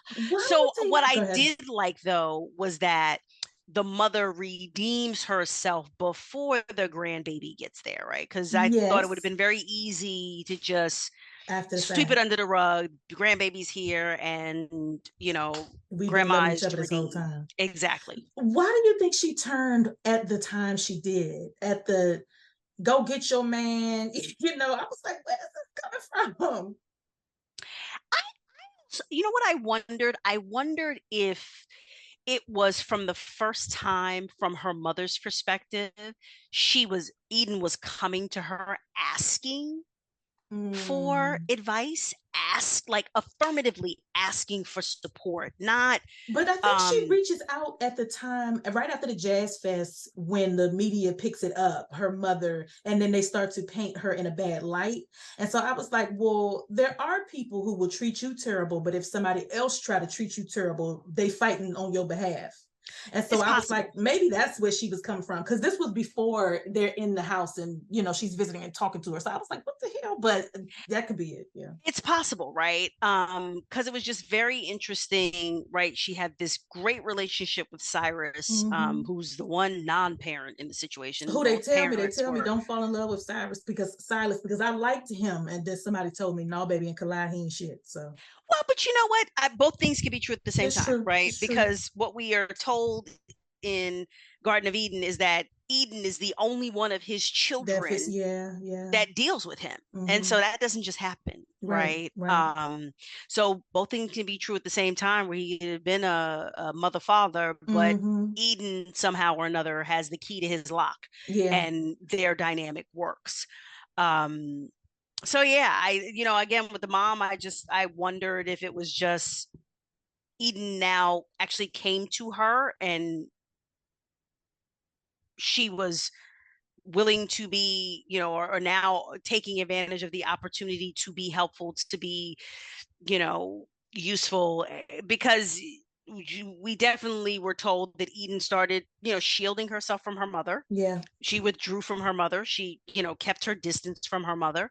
Um, and if you don't tell the person why, and I'm not making any excuses for the mother, right? But it is quite possible that the mother did not know that her comments were hurtful, yeah, yeah, yeah, right? yeah, yeah, yeah. And did not perceive herself as clearly favoring Marlon because of looks. Like, it's just right. That was Eden's perception. Eden's Right. perception was that her mother favored Marlon because he looked like He her. was like, mm-hmm. And, you know, we didn't have anything to dispute that, but, you know, query whether that was the mother's perception of the situation. It Yeah. might have been, she don't want to be bothered with me. She doesn't like me anyway. So I give her space. And she's decided that Silas is the, you know, best parent in the world. So it Mm-hmm. is what it is, right? Be Because they over there weren't with even, him then. yeah, it was like they weren't even together. They had been together forever, is the impression Mm-hmm. that you get, but she still faithfully visits Cyrus once a month in jail. Like that's Yeah. dedication. Is it Cyrus or Silas? Am I saying it wrong? Silas. It's Silas. Okay. Silas. Yep, Silas. One thing that made me cringe was oh shoot, it was just on my mind. Don't you hate when that happens? Yes. Oh my God. Okay, wait. We were talking about, I don't remember. If it comes back, we'll get into it. I'm sorry. What surprised you? Let me think about this. Because I don't know if what surprised me. I don't know that anything surprised me. Okay. I don't know that anything surprised me in a sense of, I think the way that Millie weaved the story. It's not that I contemplated everything that happened. Yeah. But it was like as things happen, I was like, huh, yeah, okay. Rather than, oh my goodness, I don't recall having any of those kinds of moments. No, me either. No. I did decide. I was like, I should go to Jazz Fest one year. Yeah. You know what? I that's not true. Something did surprise me. I expected. Have I eaten? Because things are leaving me rapidly. Oh, I expected him to use her money. I was surprised that she didn't know the amount and um that she guessed exactly how much to pay to paint, the painting for and blah blah blah. Like I thought that they were in my imagination of the story, because I'm always anticipating. I thought that either he was going to mention it, or Olivia was going to mention it, and then like up to the last minute they were going to get some magical donation, or they were going to break up, but the last thing she did was write a check to the church, and so in the breakup he gets the check. Like I didn't see her making it something that he actually doesn't bring to her, but she gets there on her own, and then he uses it, but the father refuses it. You know what? I just thought that the check was going to be used a different way. Go ahead. Now that you say that, because I'm mindful that this was my reread, right? Mm-hmm. Now that you say that, I think when I read it the first time, my thought process was similar to yours. Okay. I thought it was going to go in a direction where she found out in a roundabout way and paid for the trip in, either with or without his knowledge, right. Something. And clearly that's not how it played out. But I agree with you that when I read it the first time, whenever I read it 2019, I thought that's where this was going to go as well. Yeah, I was also surprised by the things that she chose not to show. So, this was the cringe that I was trying to mention and forgot. When it's raining on a Saturday morning, Anika leaves him with the ocean jasper, and at the end of the day, she said, "Did it help?" And he said, "Wasn't no fucking rockets because you ran into that girl." You won't tell her that. But it's so funny because I just cringed because she thought she's helping her quasi man, and he is happy because he kissed somebody else in the elevator. But the other thing it made me think about with The Rock, and did The Rock make his day better, right? So did The Rock bring Eden back to New Orleans, or did The Rock stop the rain, or was it just a coincidence that she gave him this rock, right? So when I was in divinity school, and this will probably be cut out too, child. It's gonna take me forever to edit this episode. When I was in divinity school, but no one knows this is coming, so it's fine. Right, so it's fine. When I was in divinity school, I had a professor of Old Testament, and she said this, and this was one of the first things that messed me up. She said that she was on a road trip with her friends, and they were driving from Florida to Massachusetts. And as they were driving, they kept getting word that a storm was coming. So everybody was talking about it on the radio. But Florida to Massachusetts is a long way. Yeah. And so as they're and it's all the way up the Atlantic. And so as they're expecting the storm to come, there were times when they would pull off the road and stay at a Motel 6, and the rain would be coming, and they would think that the eye of the storm was coming, and it was, and they would get in the hotel, and then it would stop raining. And then they would get back in their car and say, well, maybe we all right. And they would ride up a little bit more, and they would get to another rest stop, and they would say, y'all ought to hunker down. Something's getting ready to happen. And so they would hunker down. And then as soon as they would hunker down, the storm would go in another direction. And so she said this continued to happen all the way up the Eastern Seaboard. And as we were talking, because at the time she was in Harvard Divinity and so were her friends, she said, isn't it funny how there's two ways to tell this story? Way number one is storms are unpredictable. We do the best we can with the technology that we have. And mind you, this was like the 80s or the 90s when she was in divinity school. We do the best we can with the technology that we have. Sometimes we get it right, sometimes we get it wrong. The wind changes, the temperature of the water changes, the atmosphere changes, right? She said, or we could tell it like this. And we were riding up the highway, and something in my spirit told me to pull over. God. And as soon as I pulled over, I said, is that you, Jesus? And he said, daughter, I want you to hunker down in a hotel. And as soon as we got in the hotel, the rain stopped. Two ways to tell that story. Yeah. And so I was like, shit. But anyway, this idea that, and that's why I say faith is hope and superstition and well wishes all mixed together. But anyway, when she asked him about this rock, I thought of that, right? He can say that she cared about me, she gave me this rock, and I ran into an old friend and I perked up. Or he could tell it the other way. That, if he was to go back into the church, he would say, and I was spending my Saturday in sin. But God knows she gave me a rock. And little does she know that you got to lean on the rock. And I went downstairs and I ran into my future. And she was sitting there having lunch. And you see what I'm saying? And see, as I sit here and listen to that, I'm like, why can it not simply, why does it have to be either or? Why can it not be a combination of the two? I think that the Christian faith does not allow for that. I think that I agree with you that the majority of Christian faith does not allow for that. Yeah. But I think there are pockets that just acknowledge that you don't have to throw out your common sense and your brain in the name of, right? And so it could, because to me, as I read it, I'm like, it doesn't have to be exclusively, right? Either it was the spirit or it had nothing to do with the spirit. It was like, why can't it just be storms are unpredictable and your intuition? Yeah. Your intuition, your inner voice. Right. You want to label it Jesus, fine. J-Man was like, hey girl, you should probably take cover. I mean, right. But so many people are not willing to do that. You're right.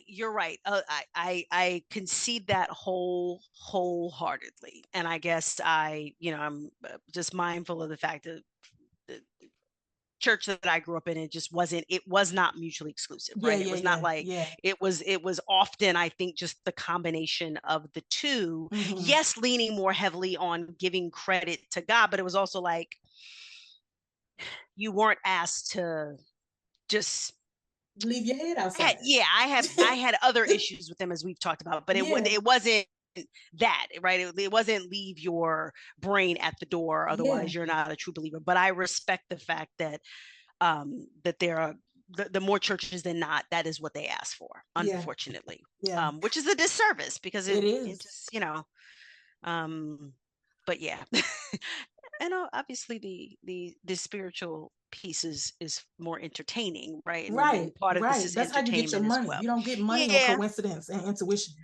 right. Although for a certain sect, right? If anything, people who were running from the performance. True. Right. What stopped them from just stepping away completely, I think often is finding a church where they're like, no, this is practical. This is common sense. Okay, I can get with this because there's no magic here. Right. It's not about all hoodoo. Yeah. A little too close to voodoo, Adrian. Yeah. Right? But it's, you are acknowledging intelligence. I get it. Okay, we just have a couple more questions. Of course, we both know who needs to be stabbed. Did you have a favorite character, and why was it Olivia? I'm only accepting one Oh answer.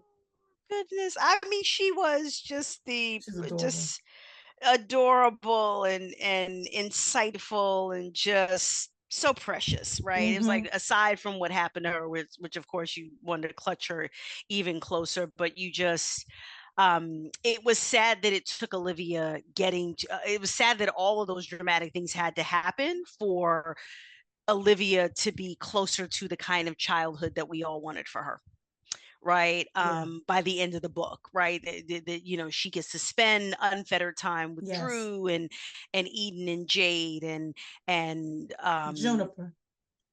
well, that's what he I wants thought to that was call cute. her. Yes, that's what he wants to call. But I was like, we're not, sir, Please we're don't not name that baby naming Juniper. exactly. We're not naming this child No, Juniper. I don't care how much money whatsoever. between you and her mother is Right. within the family. But I just, it was like it was less about like them being my favorites. Their dynamic, I just loved watching the I two did of them too. to come together. Right, I liked being in their heads, Yep. um, and I liked even when Drew was acknowledging to himself, times where he wasn't necessarily being completely honest with himself, and he was like, "You are Mm-hmm. going to fall for this girl," right? Yep. Whereas Eden was more of the open book, so it was definitely. I forget who we said about this before, but like it was more satisfying being in Drew's head because Drew didn't reveal as much, right, in No. dialogue, and so you had to get what you got from Drew from being in his head. Whereas with Eden, she felt more open because now that I Yeah, think I about agree. it, I'm thinking about some of Eden's secrets. Eden didn't have anyone to talk Mm-mm. to. Mm-mm. So Eden was sharing in her head as well. But I think I just like it was because you knew Eden didn't have a safe space. That wasn't, Whereas yeah. you got the impression that for Drew, he was not going to share. Like Drew could have had a safe space. Anika could have been and had been Mm-hmm. safe space, but he didn't view her as safe space to share those things anymore, Yep. right? So he wasn't sharing them with anyone, whereas poor Eden didn't have anyone. Right. I Um, mean, to your point, even down to when um he's drawing her and she wants to talk, but he doesn't usually talk while he's yep, drawing, and so he's a yep, little bit irritated, but he does it anyway, and then yep. starts to disclose the stuff about his mom and everything. I think it was, yeah, yeah, yeah, yeah. So what was also interesting was that Drew did not like, whereas Eden had the now complicated friendship with Naeli. Drew didn't have Mm-mm. any. Mm-mm. Like it was Anika. That was it. Mm-hmm. You know. Yep. Um, so you do just wonder about, like, yes, it was this beautiful love story, but also just recognizing that like he really like nobody, No.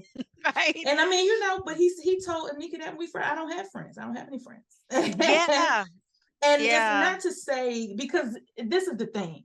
It's not to say that he don't know nobody. Because yes, when it comes yes, out that they're dating, it's people from Morehouse texting him, nigga, where that's you right, been at? You go with that's Eden right, Xavier. So he that's knows right. people. He has numbers in his phone, but he says very early on that people's motivation for wanting to be around me is either for one or two reasons, and I ain't interested in either one. Yes, yes. No, and that's what I mean, right? Like he definitely knew people, but Mm-hmm. he didn't have anyone. Mm-mm. He didn't have anyone. Um, and so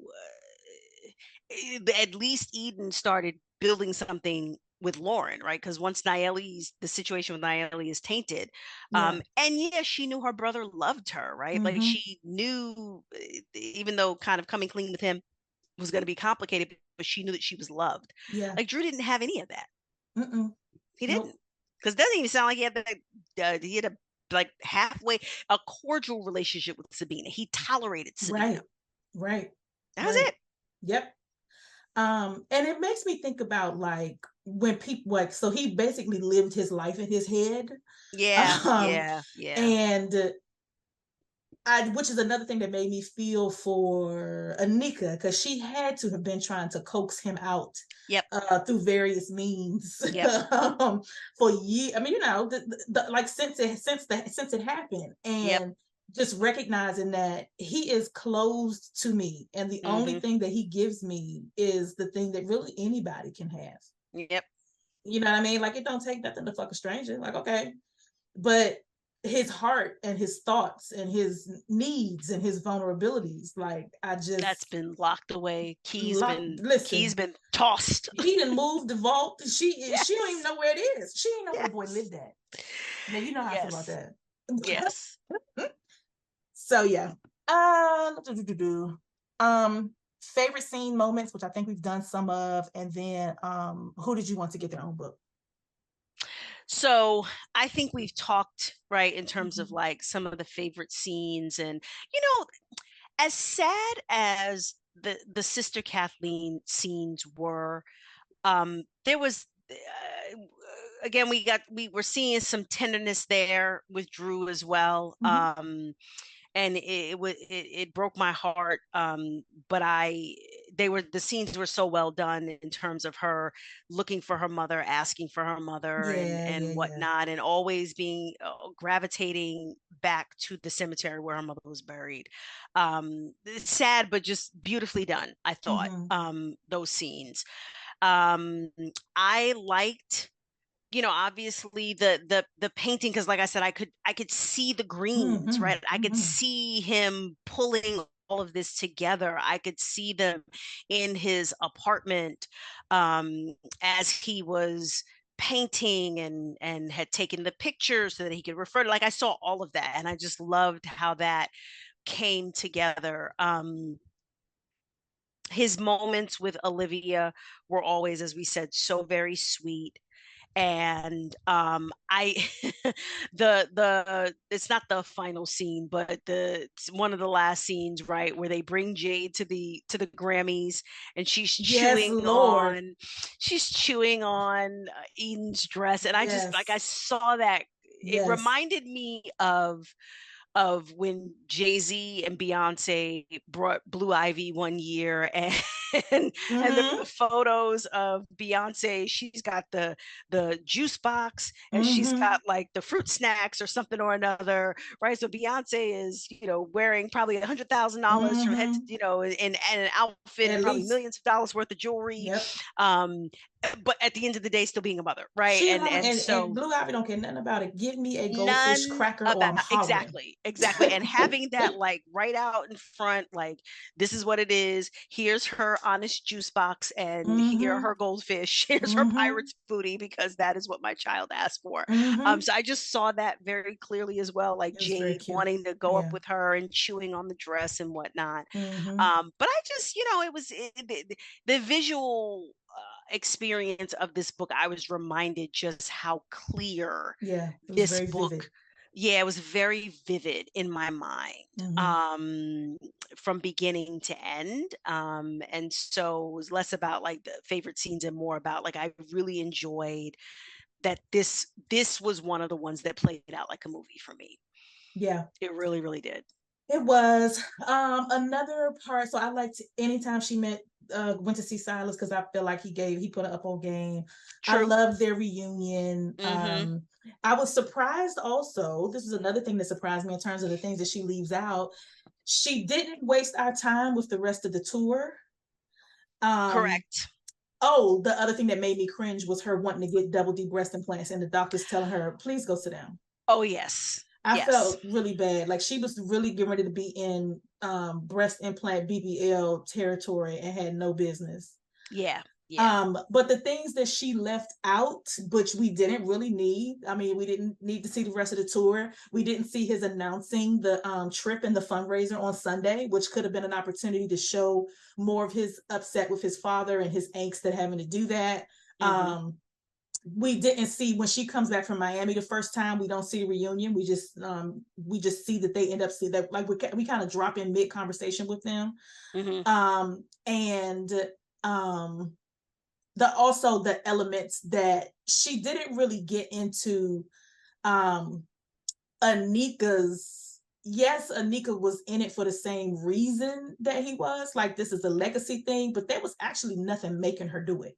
Like for him, there was for him, there was his Yes. father, which was kind of Yes. on his neck a little bit, and he wanted access to Olivia. For Anika, it was like, girl, you ain't have to do this.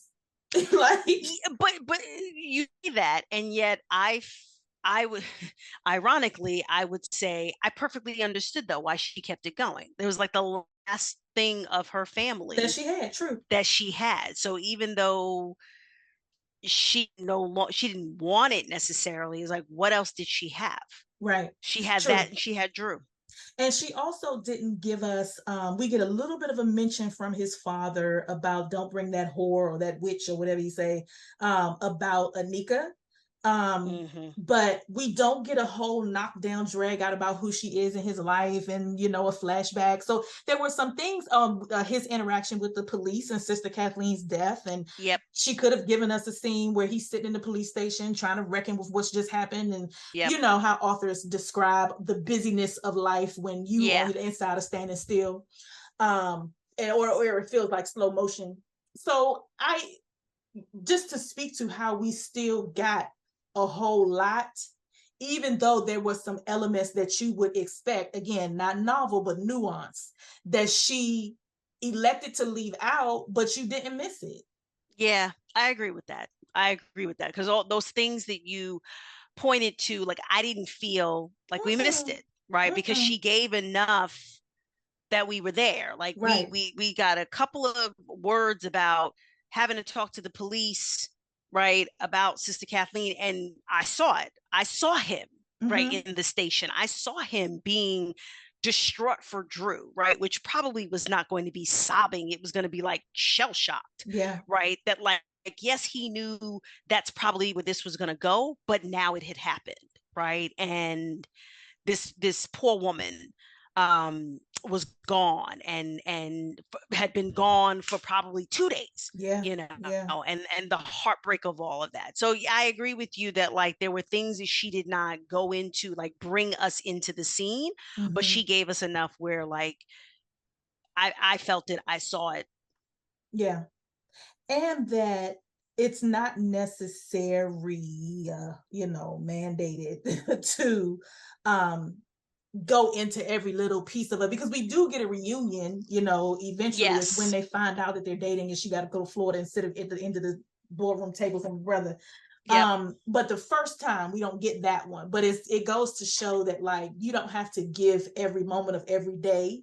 Like, Yep. you can trust your readers to fill in the blanks, especially if you give them enough color pencils to fill them in with. Yes. Yes. Who did you want to get their own book? I mean, I wouldn't. It would be interesting to fast forward and see how Olivia's doing, particularly since Drew has, all but said, "Look, I'm pretty sure she's a lesbian." Right? I don't know that I want to see them get their own book necessarily. It's just a matter of, wouldn't mind an update, right? Like a couple of years later, because Marlon was fine. Like, I wasn't intrigued enough about him to want to know more. We know that Lauren and Kane are from the Collide series, so they have their own book. Silas, bless his heart, he's not going anywhere. So right. He does not get redeemed, I don't think, beyond this. And obviously we go back to when worlds collide. It's an unredeeming of Silas, it sounds like. But, like, I wasn't interested enough in Nayeli. No. Anika, listen, I want the girl to heal, but I don't care. I care. I had an idea for a book based on her character. Of course, I would never write it, but I hope she's all right. Right. Like, I want her to be all right. Yeah. Because, listen, I was able to, like, I think we both said that we empathize with Anika, but it was like, even if you didn't, Anika got taken care of, right? Like, you did not need a whole lot of imagination to know that when folks on the internet come for you and people start comparing notes about you in public, and because you were running a scam, people start comparing those notes and blowing up your spot. So I was like, yeah, no, Anika she wasn't called for, but she came, and she got what she came for. And do you see how, if she would have just ate her food, if she would have just taken it on the chin, indeed, and go to therapy and get yourself straight, find you another one. There's plenty fine men in New Orleans, but no, she had to be on Get Back. And Yeah, it turned her definitely. whole world upside down. Whole world upside down, right? It's like, whoo, girl, once your name was out there, forget And about this, it. and though, like, of course, everybody's young, but I also I wondered, so to have a legacy of that many generations in this voodoo and the Fontaine family of Montclair, whoever they were, something, um, that family, I mean, I don't know, do they have PR? Is there a foundation? Is there some group of older adults that can help her, or she just opening up the shop on Saturdays and sitting in there with snakes? Like, That was she certainly the seemed impression. so alone. Yeah, it was That like was there the was impression. nobody for her to run this by and be like, hey, do you know you steal, right? You can't be on the internet about this. Put Right, your head together. right. Tell these people you sorry. Like, But it was definitely one of those things, right, where it's like, even if she had had an elder yeah, that had she wouldn't have counseled listened. against it, right? Yeah, She was so super hurt. emotional, Yeah, so distraught, so hurt that that would have gone in one ear and out the out other. the So other. I You right. almost, You it's like right. you almost can appreciate Millie for dispensing with Right. what Just was don't going to even waste be your time with the well-meaning exactly, grandmother or whoever. exactly. Because She ain't Anika gonna had listen. pedaled to the metal, Yeah. and that's all it was. And in fairness, Anika didn't introduce this idea. No, it Nayeli was did. Nayeli. She was a big damn dummy too. She was the biggest dummy because it was So like, stupid. huh? You thought what, girl? If you don't have 1,000 seats, like, Go get me a Sprite. That's what assistants do. Why are you over here trying to be Olivia Pope fucking it up? Go get me it. Listen, Canada right, Dry. right. Right? That's exactly right. She's trying to be a living puppet. It's like, no, no, no, no, You look no. stupid. Yeah. That was tough. Yeah. I think that's everything. I do. Oh, I want to end on this so we can get back. So I can get back to hating men by the next book. Let us go here. Silas' eyebrows scrunched together in confusion. So men cheat on women they love all the time. And let me put you up on game, baby girl. Men love women in parts. A man will love the part Mm-hmm. of a woman that fixes him a hot plate every day, and the Yeah. same will love, and at the same time will love the part of another woman that knows how to throw her ass back on a dick just right. And while he loves Yes. these two other bitches' parts, he got a wife, and he loves he loves that one's caring nature. He loves that one's caring nature and personality. But unfortunately for him, that bitch can't cook or take the dick. Yeah. I mean, So when y'all ask HP why is she so hard on men, it is because typically under patriarchy, men are witting beneficiaries of unearned labor and they do not always pay it back. In fact, many times they make you pay more than what you are already remitting for their bored and immature benefit. And when we romanticize it in books, I want to kick them in the nuts. That's why. well, I mean, that closing argument, prosecutor usually gets rebuttal. That was the rebuttal. Yeah, Final word to the jury. they be up Final word to to the it. jury. And I don't like how we make women's fantasies what is actually a men's fantasy of being able to act a whole ass for 100 years. And then as soon as he say he's sorry, she want him back. Why do we romanticize that? Strap up, stab these niggas and make them be better. And then steal their money and then forgive them. That's the plan. You should be doing this in fiction. What HP is suggesting, those comments that were made, we're talking about fictional characters. Our readers should not, our Do listeners not stab should women not stab anyone in real life. They should or not steal. steal Don't from rob. anyone in real life. And It's please just for the books. do not kick anyone in the nuts unless they have put hands on you first, because Yes. then that is assault rather than Yes. self-defense. Please and Yes. thanks. This is not legal advice. Jesus, lady. Good grief. Well, I think we did it. Do you have anything else to share? I do not. I hope that some folks give it a whirl, because Yeah, it's wonderfully done. it's a great story. Yeah. It's a wonderful, wonderful story. And yeah. Get into it. I have not done Yes. fast. I'm not ready for fast. It'll be some time before I go over the word because I know that lady is terrible and she's not Yeah, going to treat me bad. we've been warned Yeah, that she's not for going to treat me bad. fast we must gird our loins and Maybe Get the next summer. Kleenex. I Get don't the know. Kleenex ready. Right. Maybe I don't know. Did you say someone said worse than what gravity did to us? No, Which is worse like, than gravity. And gravity took. I am a G. oh my God. I'm not a crier. Yeah, no. Gravity took me down. Nope. I was sobbing. Nope. Sobbing. Gravity took me under.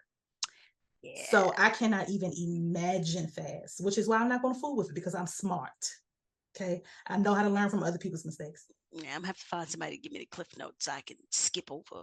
That's the other thing. You got to read it so that you can tell me what I can handle. If you ain't read it, I know I ain't reading it. No, someone. Well, I'm gonna find someone to give it. Y'all, when you hear this episode, if you've read fast and are prepared to give us cliff notes, yes, please so and I can thanks. know what I'm walking into, because I'm not please gonna be able and to do thanks. it. Good night, ma'am. All right, bye. Bye.